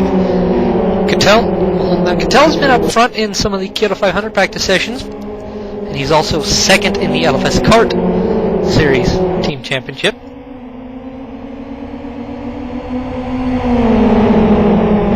He's on it, and the green flag will fly any minute now. Now, there it is. Green flag's out. And Riegler will come to the inside. Riegler and Seidel stay very tucked right in, and they will get around Cattell. Cattell has a friend behind in Gav Mason. Seb Hutchinson's behind with Chris Ford. But behind, it's all action. Southerton, Laprevot, Wilkinson here. Coming down towards the pits, Oscar Hardwick speeding penalty, speeding in the pit lane. Drive-throughs for speeding in the pit lane.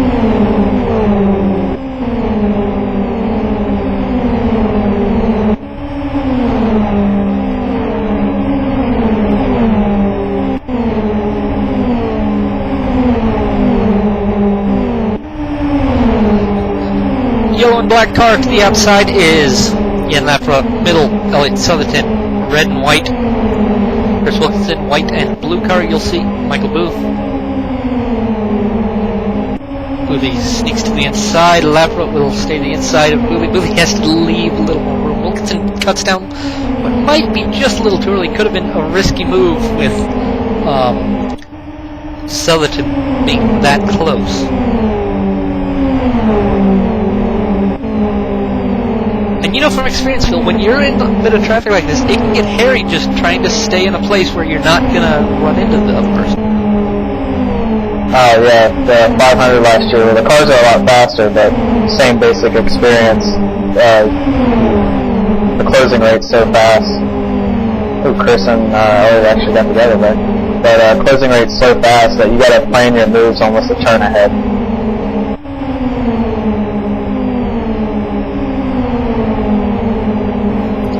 Luckily, that restart kept everything spread out a little bit, so that gives everyone a bit of room to breathe here.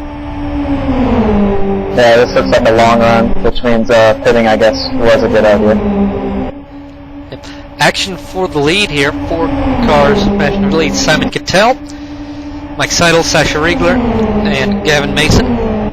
Riegler on the inside in the yellow-black car. Other yellow and black car, Mike Seidel.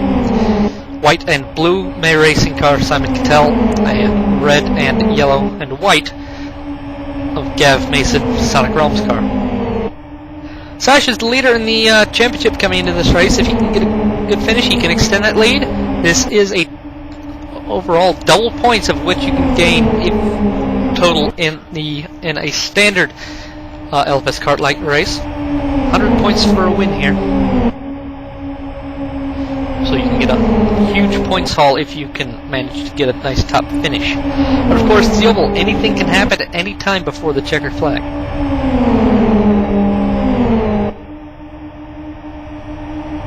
I can go to 500. Let's look at you. You got a lap down early, then you came back and finished second. Yeah, and the guy who was in third place, taking the white flag, actually didn't even finish the race.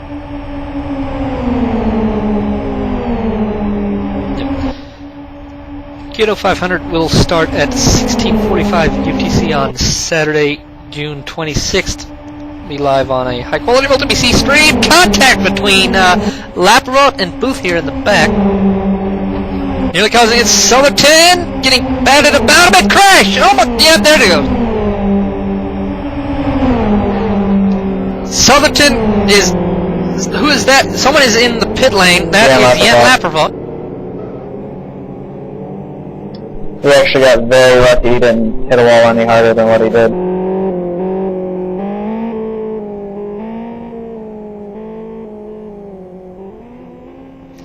So yeah, Southerton was in turn 3. I saw him. He got a little loose between 2 cars. He was in the middle. Went up, nerfed the car. Went down, nerfed the car. Went up, nerfed the other car again. Slid down and slid back in. I think it was Chris Wilkins. I want to say it may have been Chris Wilkinson. It was Chris on the outside, yes. Batting. Yeah, but that is just one of those where it's pretty much racing. Turn 3 is a bit of tricky. In the middle of turn 3, there's a little point where if you're not in the right, if you're not set up right, it's like a little bump, and that'll nerf you. If you're not balanced right for the point,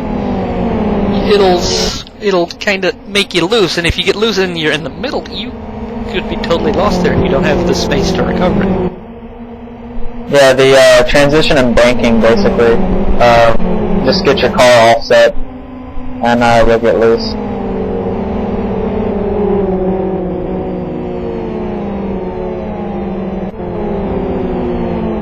So, Simon Cattell continues to lead. An hour and 15 minutes or so, just over an hour and 15 left in this race. We may still be in plenty of time to get it.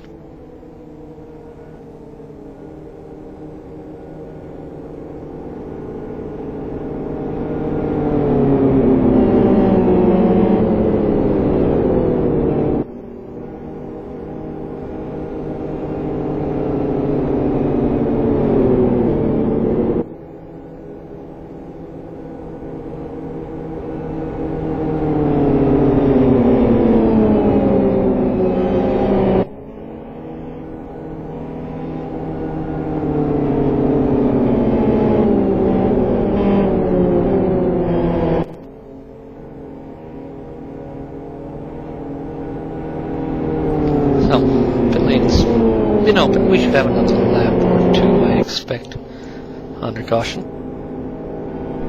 Jan actually retired from the race after that accident.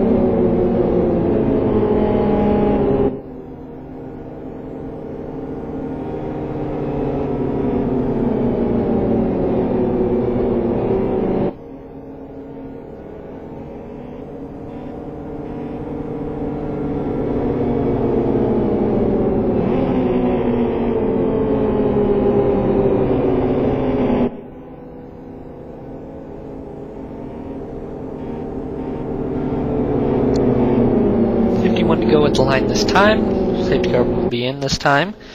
So we'll have 50 laps to go when we take the green flag.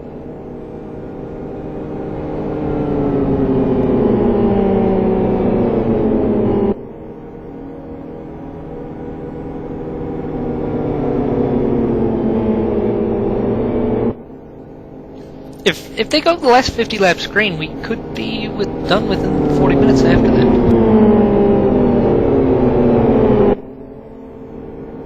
And the chances of that happening? About 24%, I would think.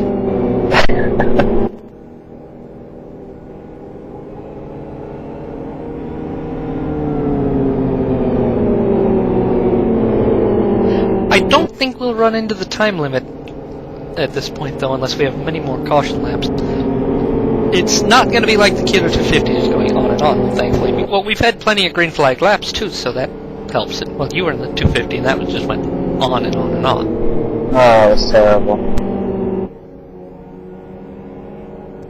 That had to do with just over-aggression. People here aren't aggressive, it's just everything's so tight. It's hard to expect a complete clean race.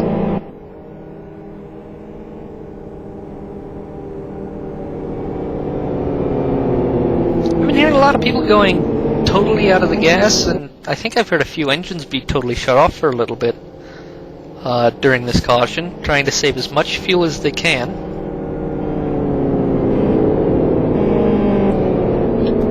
We may get into an Indy 500-like situation where we'll have people trying to save as much fuel as they can on the last few laps.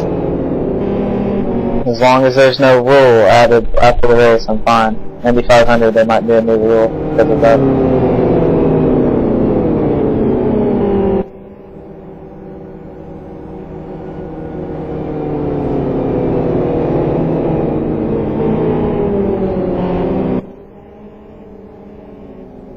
Yeah, they probably calculated the fuel, made it really close, and then they're just making sure by saving some. That's all it is, really. Yeah. Another just one more caution, even if it's like 3 or 4 laps, would probably save them for the rest of the race. Of course. People always just like to be on the safe side and save as much fuel as possible.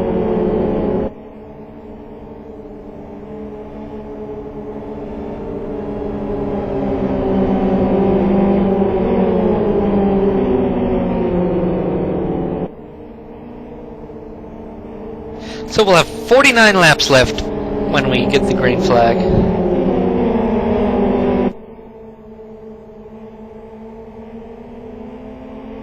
I've been listening into some of the other channels just now, and they've been looking now.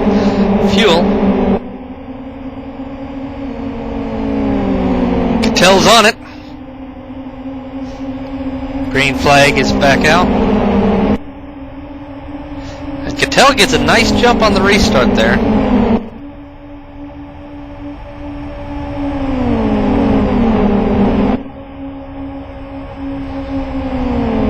Everyone's fairly spread out right now.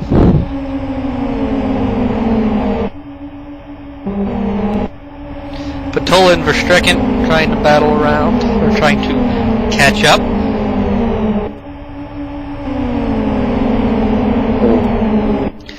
Seidel and Gav Mason slipstreaming up to Riegler. Can they keep this three car up and get around Cattell, or will Cattell muddle it back up and we'll have a four-way? I think Vince Verstrecken and Nico Matola actually have a good shot here. They're going to work together.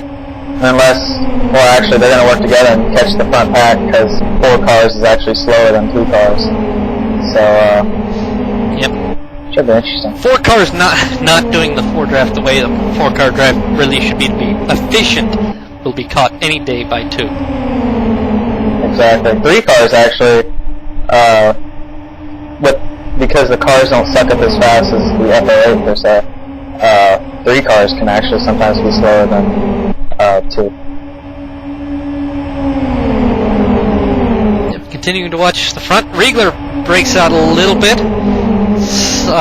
Mason and Seidel will probably... they'll need to get back into a pattern to catch Riegler back up.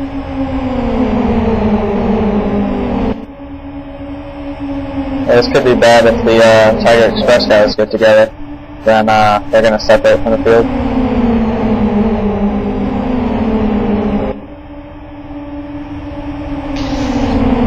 Absolutely bad for Sasha to be out there by himself. These cars behind are going to catch him and get around him if he can't slip back in quickly. Yeah, but if they can get up, if they can get a run here, they've got Sasha up.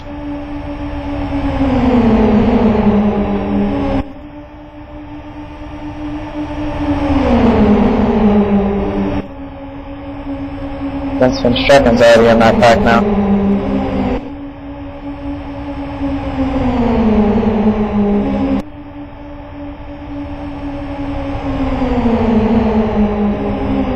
Absolute chaos in the May Racing Sonic Realms pile as they're trying to coordinate everything. Verstrecken was pretty much boxed in. He had Mason on the outside. Ooh, Seb, contact! Contact! Oh! Big save from Hutchinson! No, there it is! There it is! Ford's upside down from Verstrecken! Big crash! Verstrecken has been involved! And Motonis upside down. Verstrecken's been flipped. Chris Ford's actually back on his wheels. I don't know how that happened. Boothie's trying to flip Verstrecken back over. I think he accidentally flipped him. No, he'll continue. So Verstrecken and Chris Ford landed right side up. Heavy damage. But what happened was in turn 3, Verstrecken and Seb nearly binned it there. Yeah, everyone just closed up so fast. And then Verstrecken came up in front of Ford, it looked like.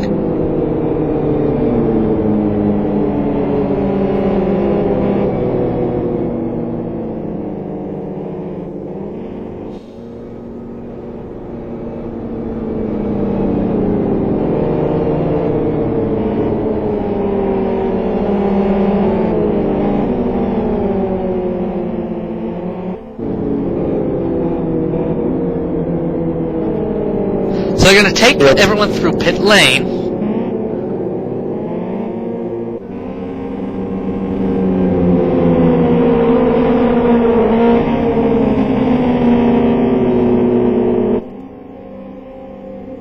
Chris Wilkinson actually got a drop going through there. I wonder if they count that or not. Yep.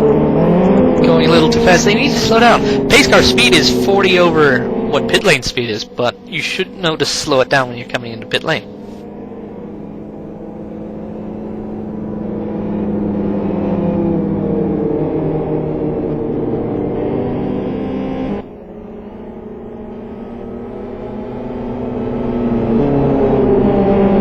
So a fairly major crash, but this should let everything settle out a bit.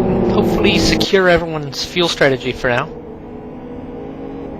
Chris Ford actually made a pit stop, but forgot to repair damage. So now he has to go all the way back around and do it again.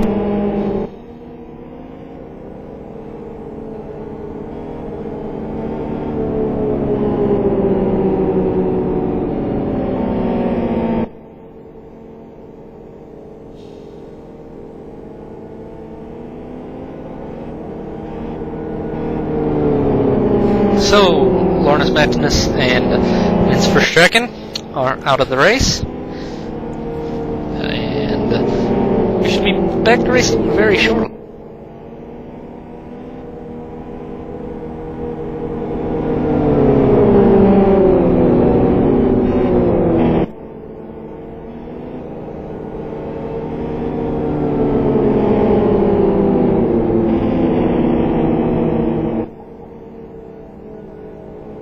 That was a nice bit of green flag action there for about 10 laps or so before we, 5-10 laps before we had another crash. Phil?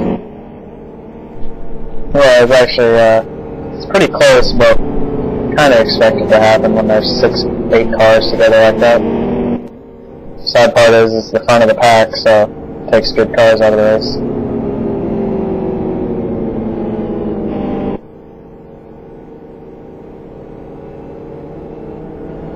Some people are actually holding in the clutch and revving up the engine to actually burn fuel.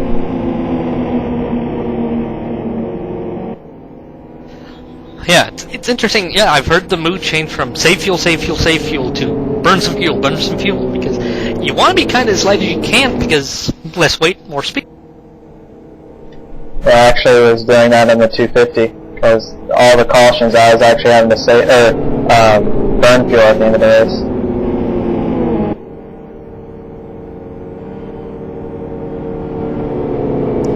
And of course, and as we have 13 cars left, all 13 cars are on the same lap, so we still have 13 cars that can win this race. Almost every single of these cars has been at or near the front throughout the day so far. The thing with this car, it's easier in a way to keep up the front. It's a fairly easy car to drive compared to the F08. The F08 is fairly hard to be consistent with, but this, because it's faster, it'll burn the tires a little more than this car. And we have someone looking about to time out. It's Nathan Lamont timing out again.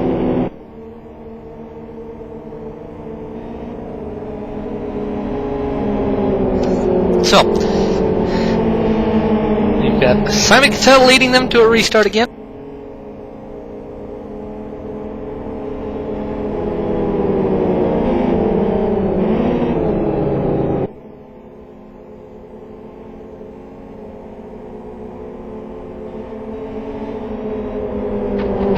Oh, Chris Ford knows that the green flag's about to come out. He's trying to catch up to the field now. Simon Cattell has gone. Chris Ford hasn't caught back up yet, but I think he may catch up because he has a fairly decent head of steam. He'll have a good run. He'll catch up on a call.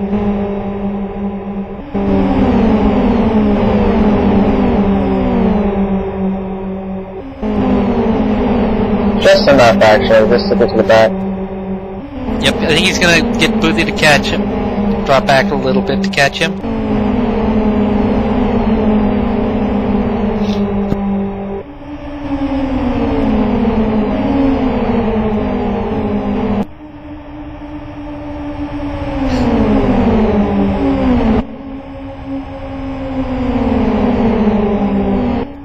Three cars behind the top two, Pantola, Wilkinson, and Riegler. These three cars are going to try to catch the top two. We could have a five-way battle for the lead. 40 to go.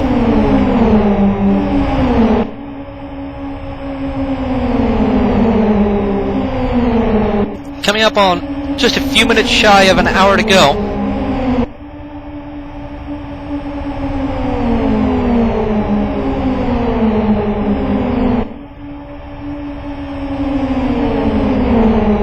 Ooh, teammates actually got together. Oh, crash!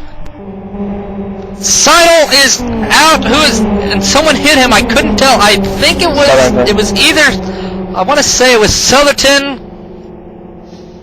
Not sure. It was Southerton. He got hit by his teammate, which I think is Oscar Hardwick, and he just overcorrected and went right down into Mike Sadel. So Mike Sadel is out of it and down, but he got into it with, I couldn't tell offhand who it was. It was Southerton.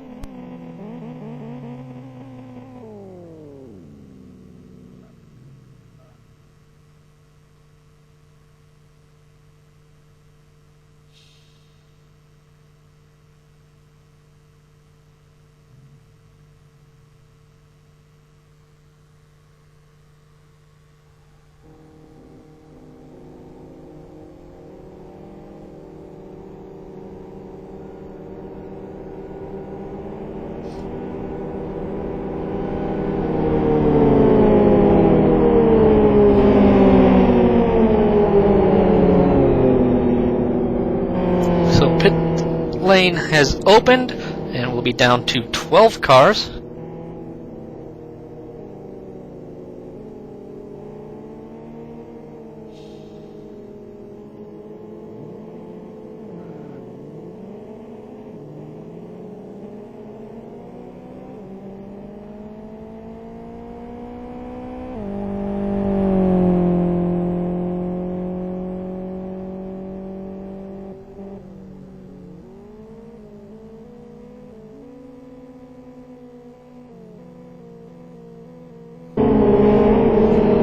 So, Cattell, Wilkinson, Hutchinson, the top three. Sonic Realms Racing, top three, so I think a little bit of strategy up there. Of course, of course.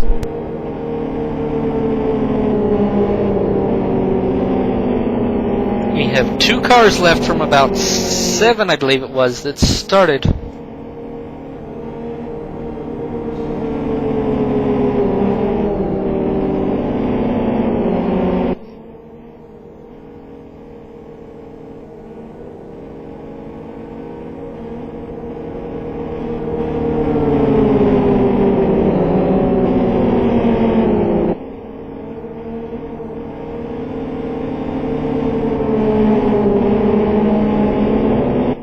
So safety car will be in this time. Order, got 12 cars left. Simon Cattell leads from Seb Hutchinson in second. Chris Wilkinson is third. Fourth, Sasha Riegler. Fifth, Nika Patola. Oscar Hardwick. Sixth, seventh is Ross Fleming. 42, car 42, Oscar Hardwick in seventh. Eighth, Orientica. Ninth, Gavin Mason. 10th, Michael Booth, 11th, Chris Ford, and Elliott Southerton in 12th. Every single car that is on track is on the lead lap, and plenty of way we can have a 12-way battle for the lead. Of course, the track's not wide enough for 12 people at once, but you can still have multiple cars. They would make wide enough. They would try and make it wide enough for 12 cars. 36 laps to go at the restart.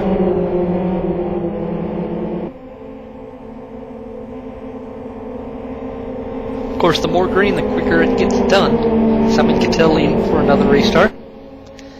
He can go anytime from now. He's going to hold the pace. He'll be counting down with his teammates, surely. Exiting turn 3. He's going to try and keep everyone close together, I think. Yep, stacks them up. And Wilkinson is defending a little bit. Green flag's out. Sasha Riegler's going to try to get around the outside of Wilkinson in the turn. Outside's a long way around unless you have a really, really major run and help on the other side.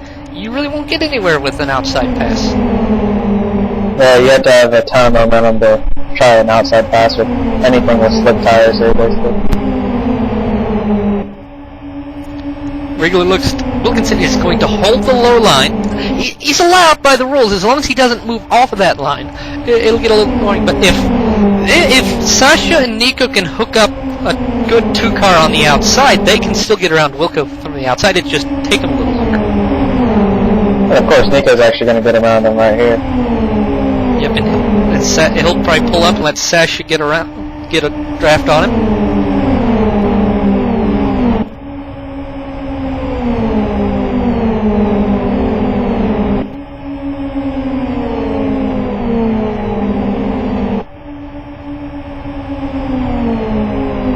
Cattell and Seb working away. Then we have this between Wilkinson, Patola, and Riegler.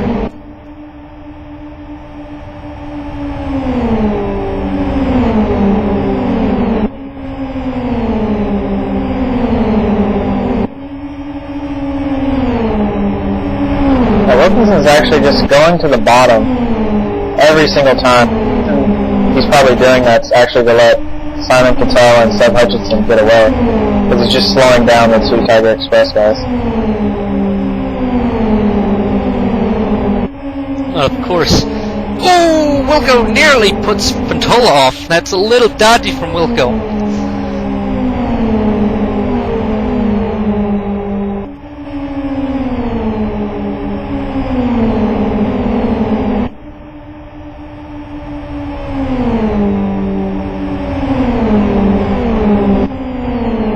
wide back with Chris Ford, Fleming, and Southerton for 5th, 6th, 7th, 8th, and 9th, I believe this is, actually.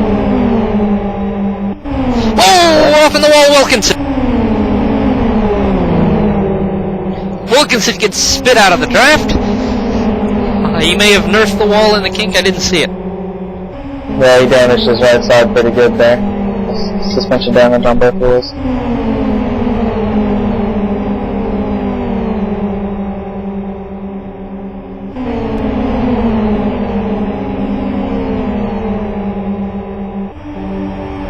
I wouldn't say he was blocking, but he was definitely trying to slow them down quite a bit. Probably what ended up.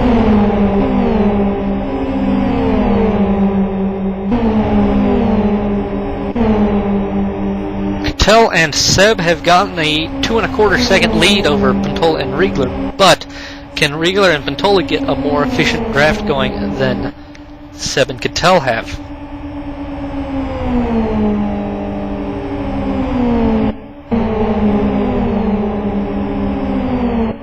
But back here in the midfield, Hardwick, Ford, Fleming, and Southerton.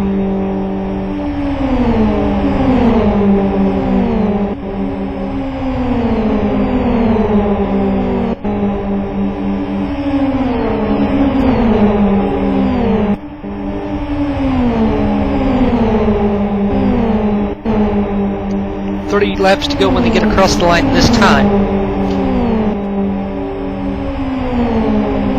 Assuming there are no mistakes, I think it could go all the way to the end on green. Fingers crossed, of course, and of course now that I said that, that means surely we're going to have an incident. Yeah, if it's going to happen anyway, it's that battle for 5th. Yep, which we are watching.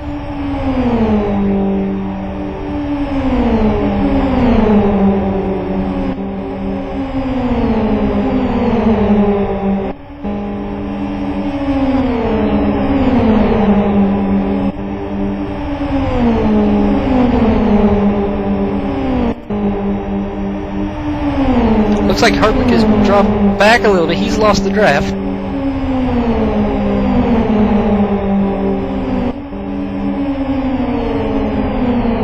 So just keeping an eye on Ford, Southerton, and Fleming. They're leaving a decent amount of room to each other right now.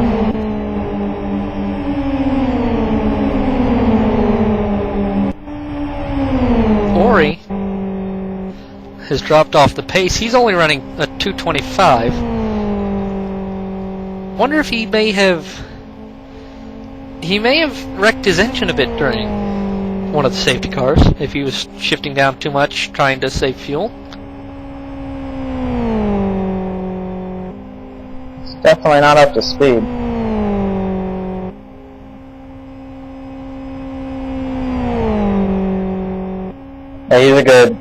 Yeah, he's quite a few miles an hour off, actually. That's about 7 miles an hour off. Yep, continue to watch Ford, Fleming, and Southerton. Hardwick may get caught by Mason, Booth, and Wilkinson.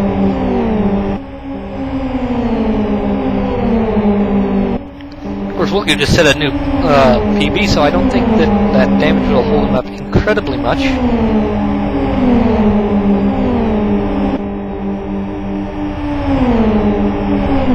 Simon and Seb's actually pulling away from everyone here.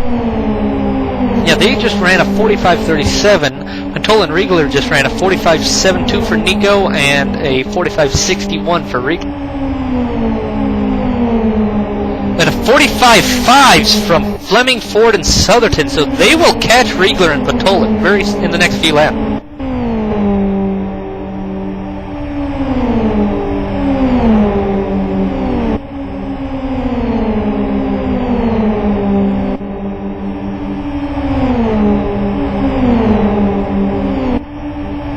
Communication here is so vital when we're doing this. Absolutely.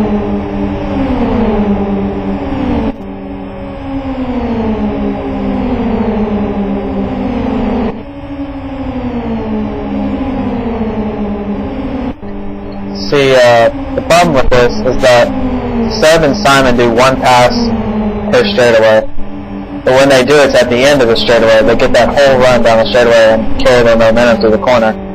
The problem with Riegler and Pantola is they're passing as soon as they get off the corner, and they have no momentum going into the next corner. So that's where they're losing all their time, basically.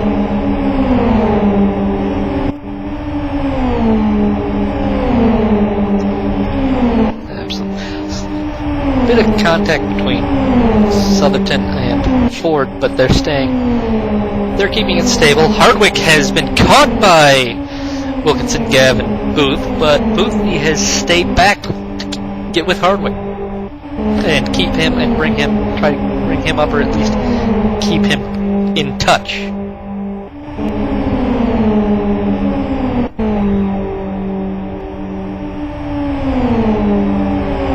Of course, a caution now could bring everything back together, and if you can get back up, you can get back into it. It can bring a lot of these people back into it.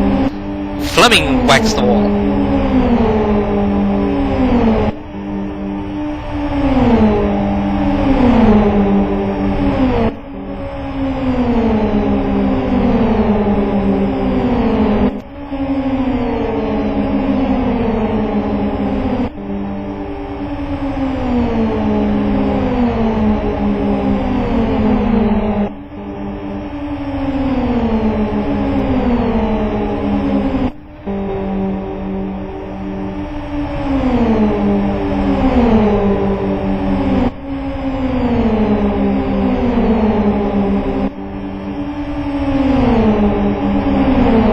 Of course, when you're getting down to this last 25-30 laps of the race, there's nothing really to talk about. You just need to make sure you don't run into each other, and unless you have a caution, you just got to go with what you've got, unless you ram into a wall too hard.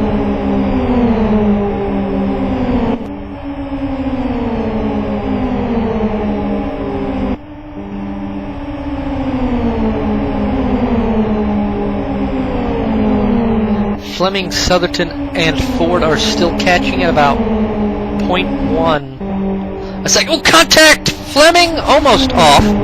Or was that Southerton or Ford? A little bit of a bump just due to bad timing, but they keep it going the right way. Yeah, none of them are teammates, so none of them are communicating with each other, so they're just actually racing. They don't know where the other person's going to go at all.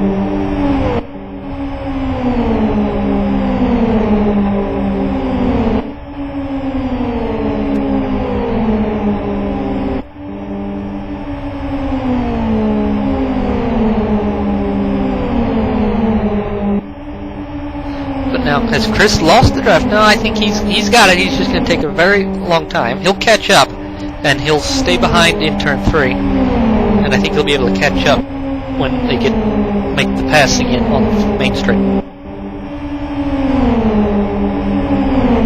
That's borderline. Looks like they'll get it going in turn 1.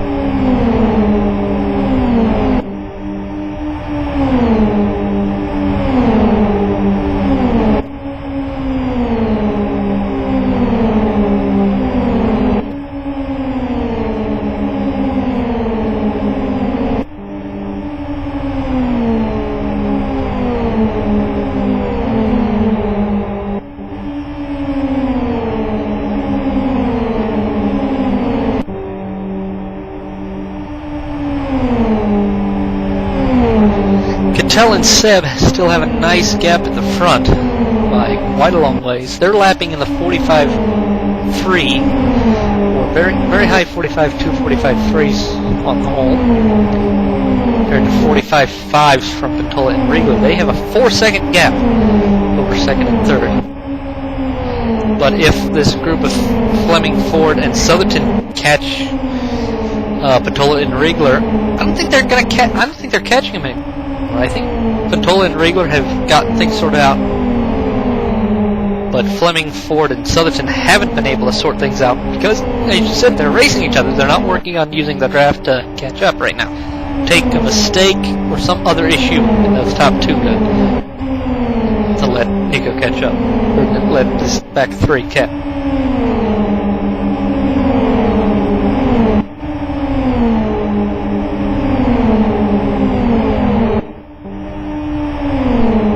remember, there was actually a mistake. The leaders in the Caliber 500 actually made a mistake on the front straightaway and crashed each other out. Absolutely, with about 30 laps to go. Aaron Sherwild and Tim Fashoni. Tim went back into the draft a little too early, and problems ensued from there. Which was actually an eerie replica of the inaugural 500 when the two leaders took each other out with about the same laps to go in just in turn 3. I wonder if history will repeat itself again this year.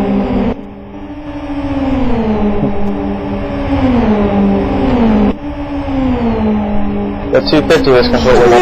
Well, it nearly takes out, nearly repeats that 500 incident with Fleming. It's forward. Got on the apron and Just got out of the gas. down on the apron and has lost Southerton and Fleming.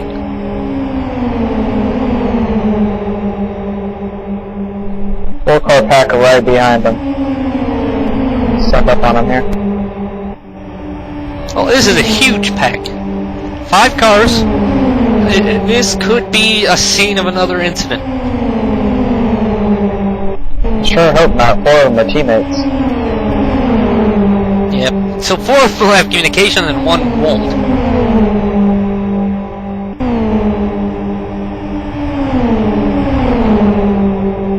Ooh, Bully and Wilco nearly causing that caution. Top 2, Cattell and Hutchinson, do not want a caution at all at this point.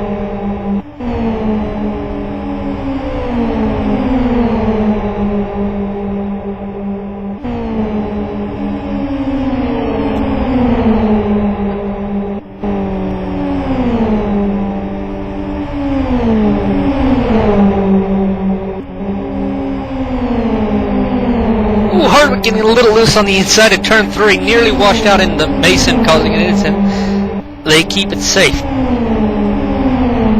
17 laps to go. Even though 4 of these 5 cars are teammates, that one car that is not in communication with the other 4 could throw a wrench in the whole plan and could cause an incident.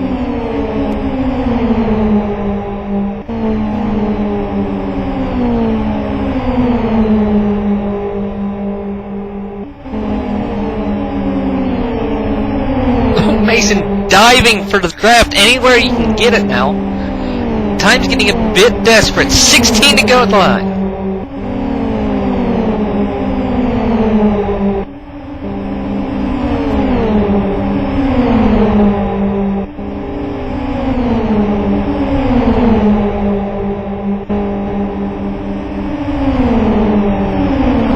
Now, Ford is going to lose the draft. They almost lost Hardwick, but they couldn't get choreographed enough. That now they're catching Ori up. Ori has lost enough time. He is left. Ori is staying high and out of the way.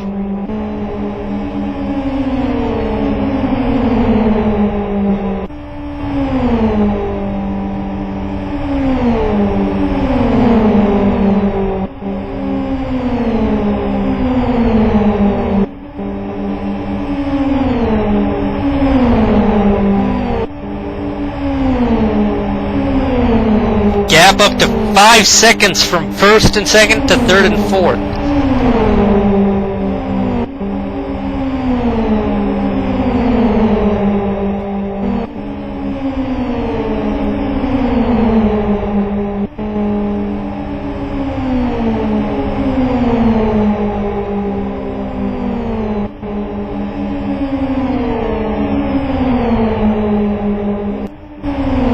Here goes Hardwick to the inside. I was almost worried there that we were almost having a crash.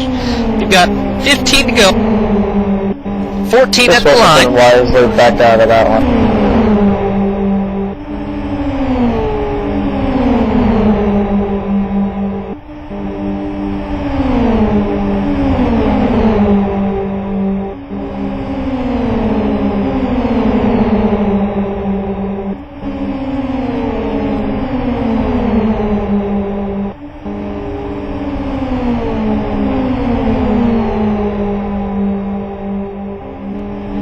It's funny, it was actually Oscar Hardwick passed all the SR guys and set fastest lap that last lap. nice draft can help you get that. So it looks like Wilkinson, Mason, and Ford stepped back to get a 3 cars sorted out so they can sort themselves out to try and catch back up to Boothby and Hardwick.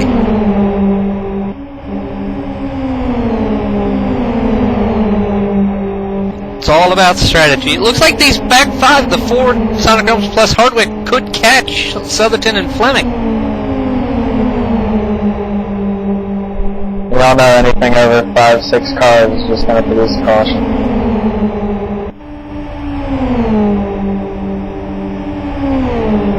I don't think they'll have time though unless there's a mistake somewhere.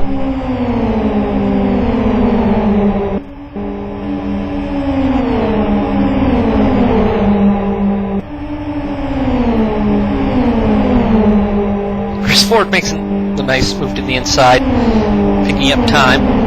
But yeah, Boothby and Hardwick are catching Elliott, Southerton, and Ross Fleming.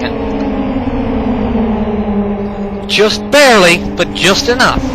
I think in the next few laps they should have the gap. 11 to go at the line. Another look at the front. Seb Hutchinson and Cattell are just working together. Working like a well-tuned machine up here at the top.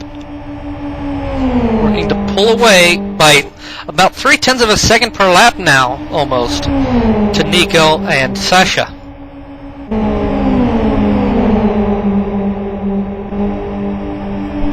Oscar and Boothby is actually just as fast as the front two. So yeah, they should be able to catch the 2 cars ahead of them. Yep, 10 to go at the line.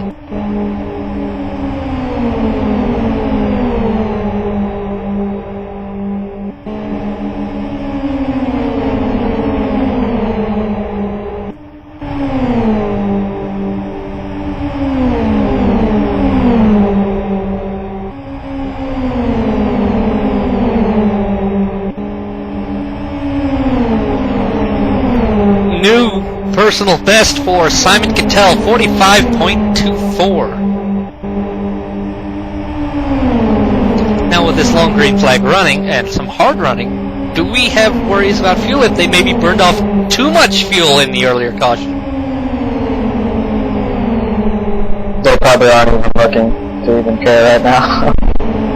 I've heard a few just now asking for a bit of calculation. We may be a little too close.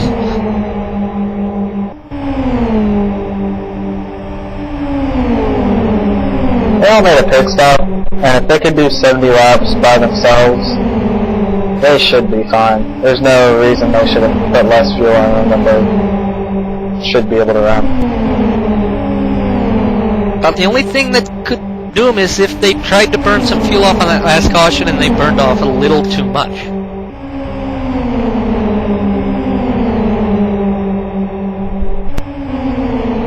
Boothby and Hardwick actually caught the 2 cars ahead of them. Yep, Hardwick should be able to sniff the draft of Fleming now.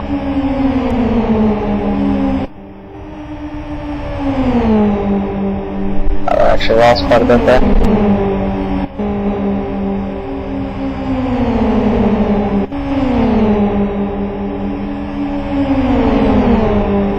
Eight to go.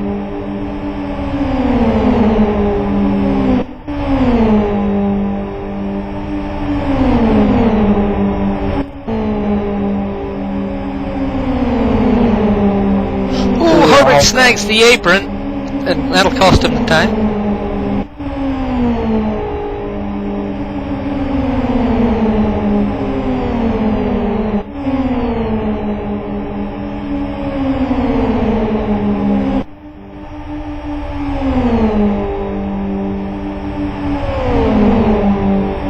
So Southerton and Fleming are still together. Hardwick and Boothby had that draft, but Hardwick snagged the apron in turn 1 and lost it just a little bit, so he'll have to work to catch back up to these two. But looks like we'll have a 4-way battle for the 5th position. Chris Wilkinson actually lost the draft of his teammates. Don't know when that happened. Yep. He tried to keep it, but he ended up not being able to.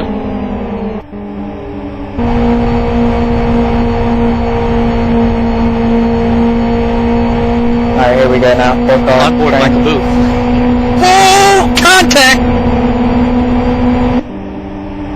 I think Fleming got a nerf from... would probably have been Soderton. And yeah, it just sent him into the wall, so he'll lose it. Will this let Boothie and Hardwick... No, Hardwick may wait for his teammate. That's exactly what he did.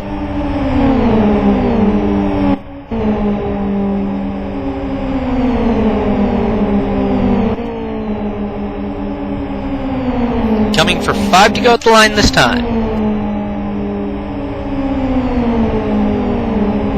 Boothie should do is just ride right behind him. No point in even passing him. And just wait till the last lap and pass them both really.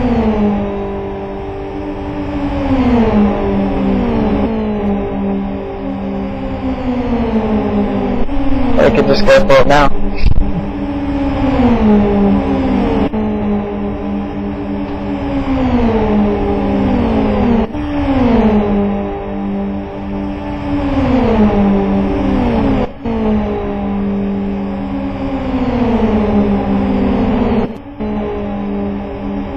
Fleming's actually going to be caught by Chris Ford and Mason. Yep. Oh, nearly contact between Boothie and Hardwick. Hardwick, I think, got boxed in. He didn't feel comfortable dipping inside.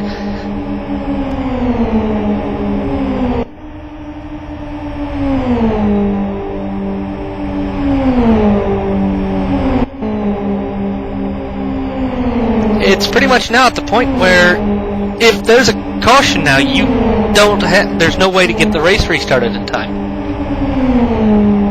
Oh, teammates actually tapped each other there.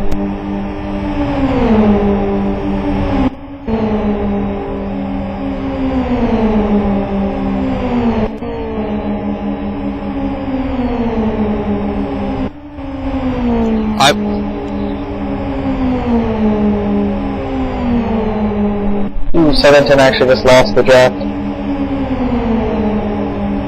Yeah, I think he tried to go around the outside of Boothie and just didn't get back in time, and it looks like he's lost it. But Hardwick may drop back to pick him up again. Doesn't look like it.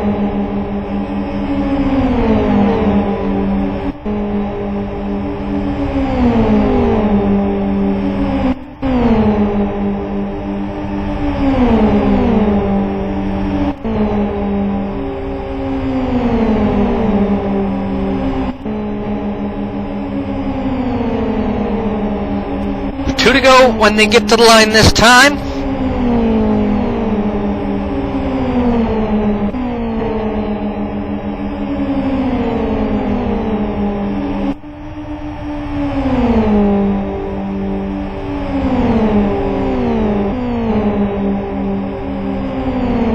So 2 laps to go now.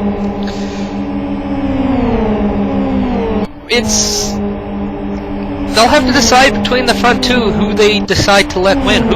It may be to who's in a better position points-wise, or they just may naturally go and whoever wins, or they could race it out to the finish here for the lead. Oh, they better race it out.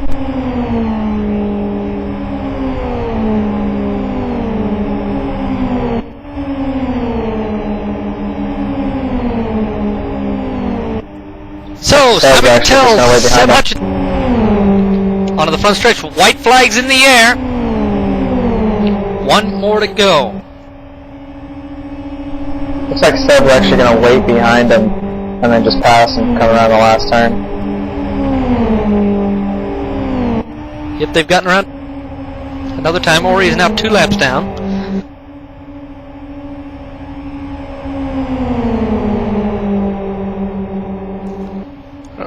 Is Seb going to win the 250?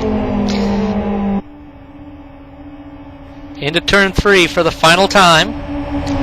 Simon's going to stay a little high. Seb is also going to stay high. He's going to try and stick behind.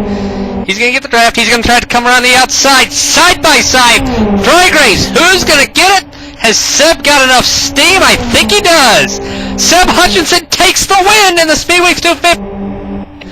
Riegler did this Patola exact same and thing. Riegler side by side. Looks like no, Riegler backs out. Let's Patola get it side by side. Hardwick gets moving. Chris Ford has gotten over Mason and Fleming. Chris Wilkinson comes across. His last car.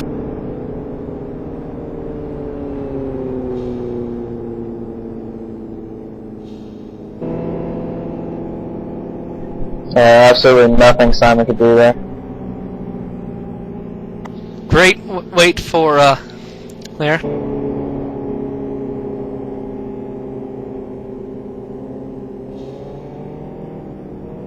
So that was a great finish and a great bit of strategy from Seb to wait till turn 3. You don't want to be leading into turn 3 on the final lap if you can help it. Yeah, there's no way of winning if you're first coming out of turn 3 unless you block like crazy.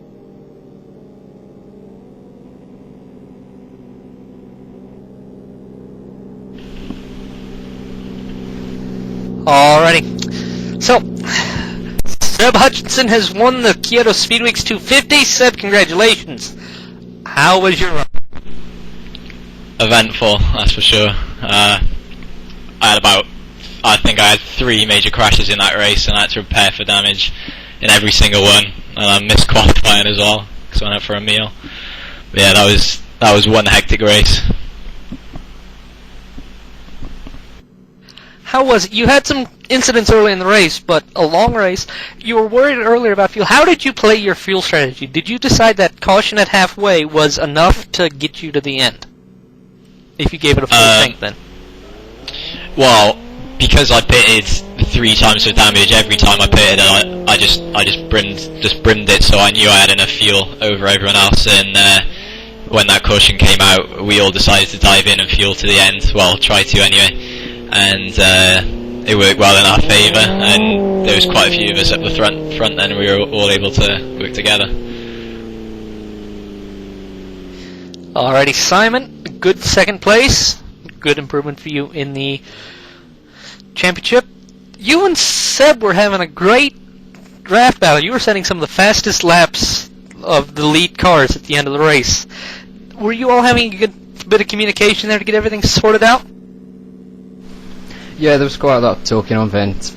In all fairness, we had a plan because it was a 1-2-3 for me, Seb, and Wilco. We knew that we had to try and drop the Tiger Express cars because we knew that they would try and work together. So we planned a strategy for Wilco to keep the inside line, so me and Seb could draft together and try our best to pull away. And in doing so, we were constantly setting, well, nearly fastest laps. I was getting PBs occasionally, and it was just really good teamwork. We set ourselves up for the last lap finish and didn't have to worry about finishing third or anything lower. You're both you and Seb are signed up for the Kyoto 500 and LFSCART SpeedWeeks 400 next week. Simon, how did you learn anything here that you'll be able to translate into for the SpeedWeeks 400?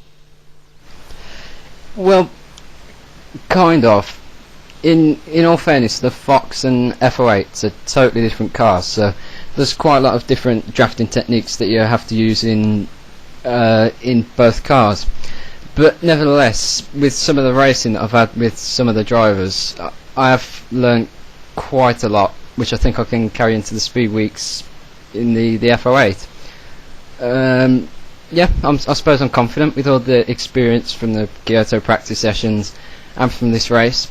The sheer length of it being 140 laps in 2.5 hours, that's quite a lot of experience to gain in preparation for the main event, and that's where our main focus will be. Alrighty, Simon came in second. Nico, third position. Good run for you, Tiger Express. Unfortunate day for Tiger Express, but how was your race on the day? And then when early in the race you were working well with your teammates, but as you lost them, how did that affect your strategy? Well, it affected quite a bit as I tried to keep up with my teammates, and Well, in the end, it worked with Sasha and Mike. I want to thank them for helping me. What was the best part of the race for you? Was there a point that you were feeling better about your car or the people you were working with over another? Well, there wasn't a special moment, but I think the rest 20 laps with Sasha was the best ones, as there was clean racing and proper drafting. And for you going into the rest of SpeedWeeks, anything you picked up in this race from some of your teammates and other people that you know will be in the other race? Anything you picked up on that might help you for the rest of the SpeedWeeks? I will be aware of a few drivers, and I will be more careful, as I wasn't really careful at this race, but yeah. Alrighty, back to Seb. Good run for Sonic Realms, going to help in the Teams Championship to extend that lead even more. How do you think this is going to help Sonic Realms for the rest of the LFSCART Light summer season? Well, we've got quite a good few drivers anyway, and we've got such a big lead, and this is going to extend it hugely. So hopefully, if we keep getting the points in for Sonic Realms Racing, we'll be able to stay in the lead of the Constructors' Championship.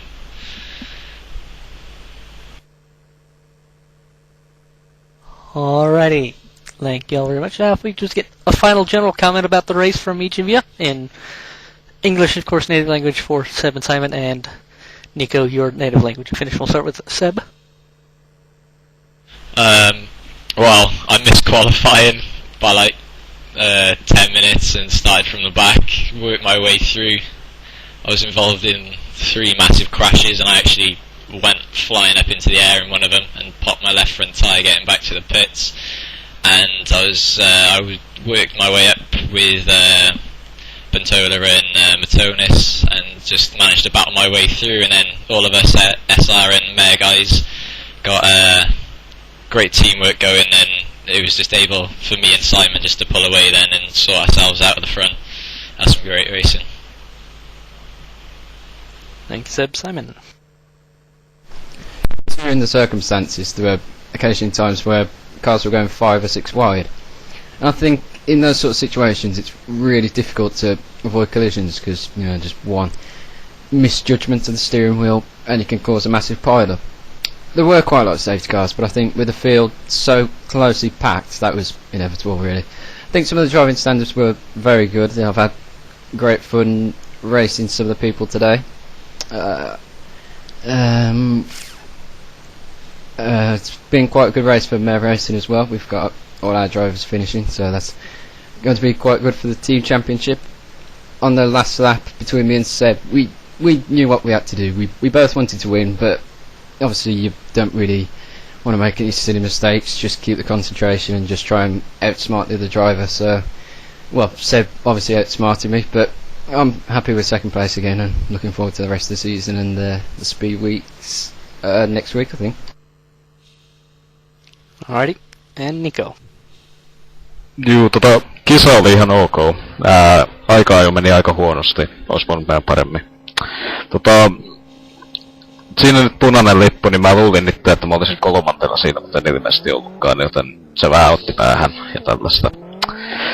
Et sitten se kisa meni vähän niinku ylös ja alas, että tuli pari kolaria esim. 26 kanssa ja vähän vaikeuksia sitten, mut sitten kyllä pääsin vähän eteen ja sain 3. paikan.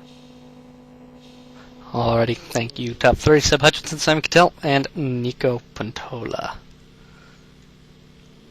Phil, your final thoughts on the race overall? It was actually a pretty good race when the field spread out. When it was together, it was just mayhem, really. But overall, it's the last person alive, so congrats to Seb, I guess. Absolutely. So, final results now of the finishers. Seb Hutchinson wins over Simon Cattell. 7.5 seconds back to 3rd and 4th Mika Matola and Sasha Riegler. Michael Booth, Oscar Hardwick, 5th and 6th. Elliot Southerton, 7th. 8th, Chris Ford. Gav Mason, 9th. Ross Fleming, 10th. 11th, Chris Wilkinson. And 12th, Orientica, just under half of the field finishing. Many DNFs in this race, but overall quite a good race. We'll see you a week from tomorrow. Saturday, June 12th, we'll be here for FO8s for over 200 laps of excellent racing for the SpeedWeeks 400. And we are just over 3 weeks away from the greatest spectacle in Live for Speed, the Kyoto 500, June 26th, here live on MultiBC.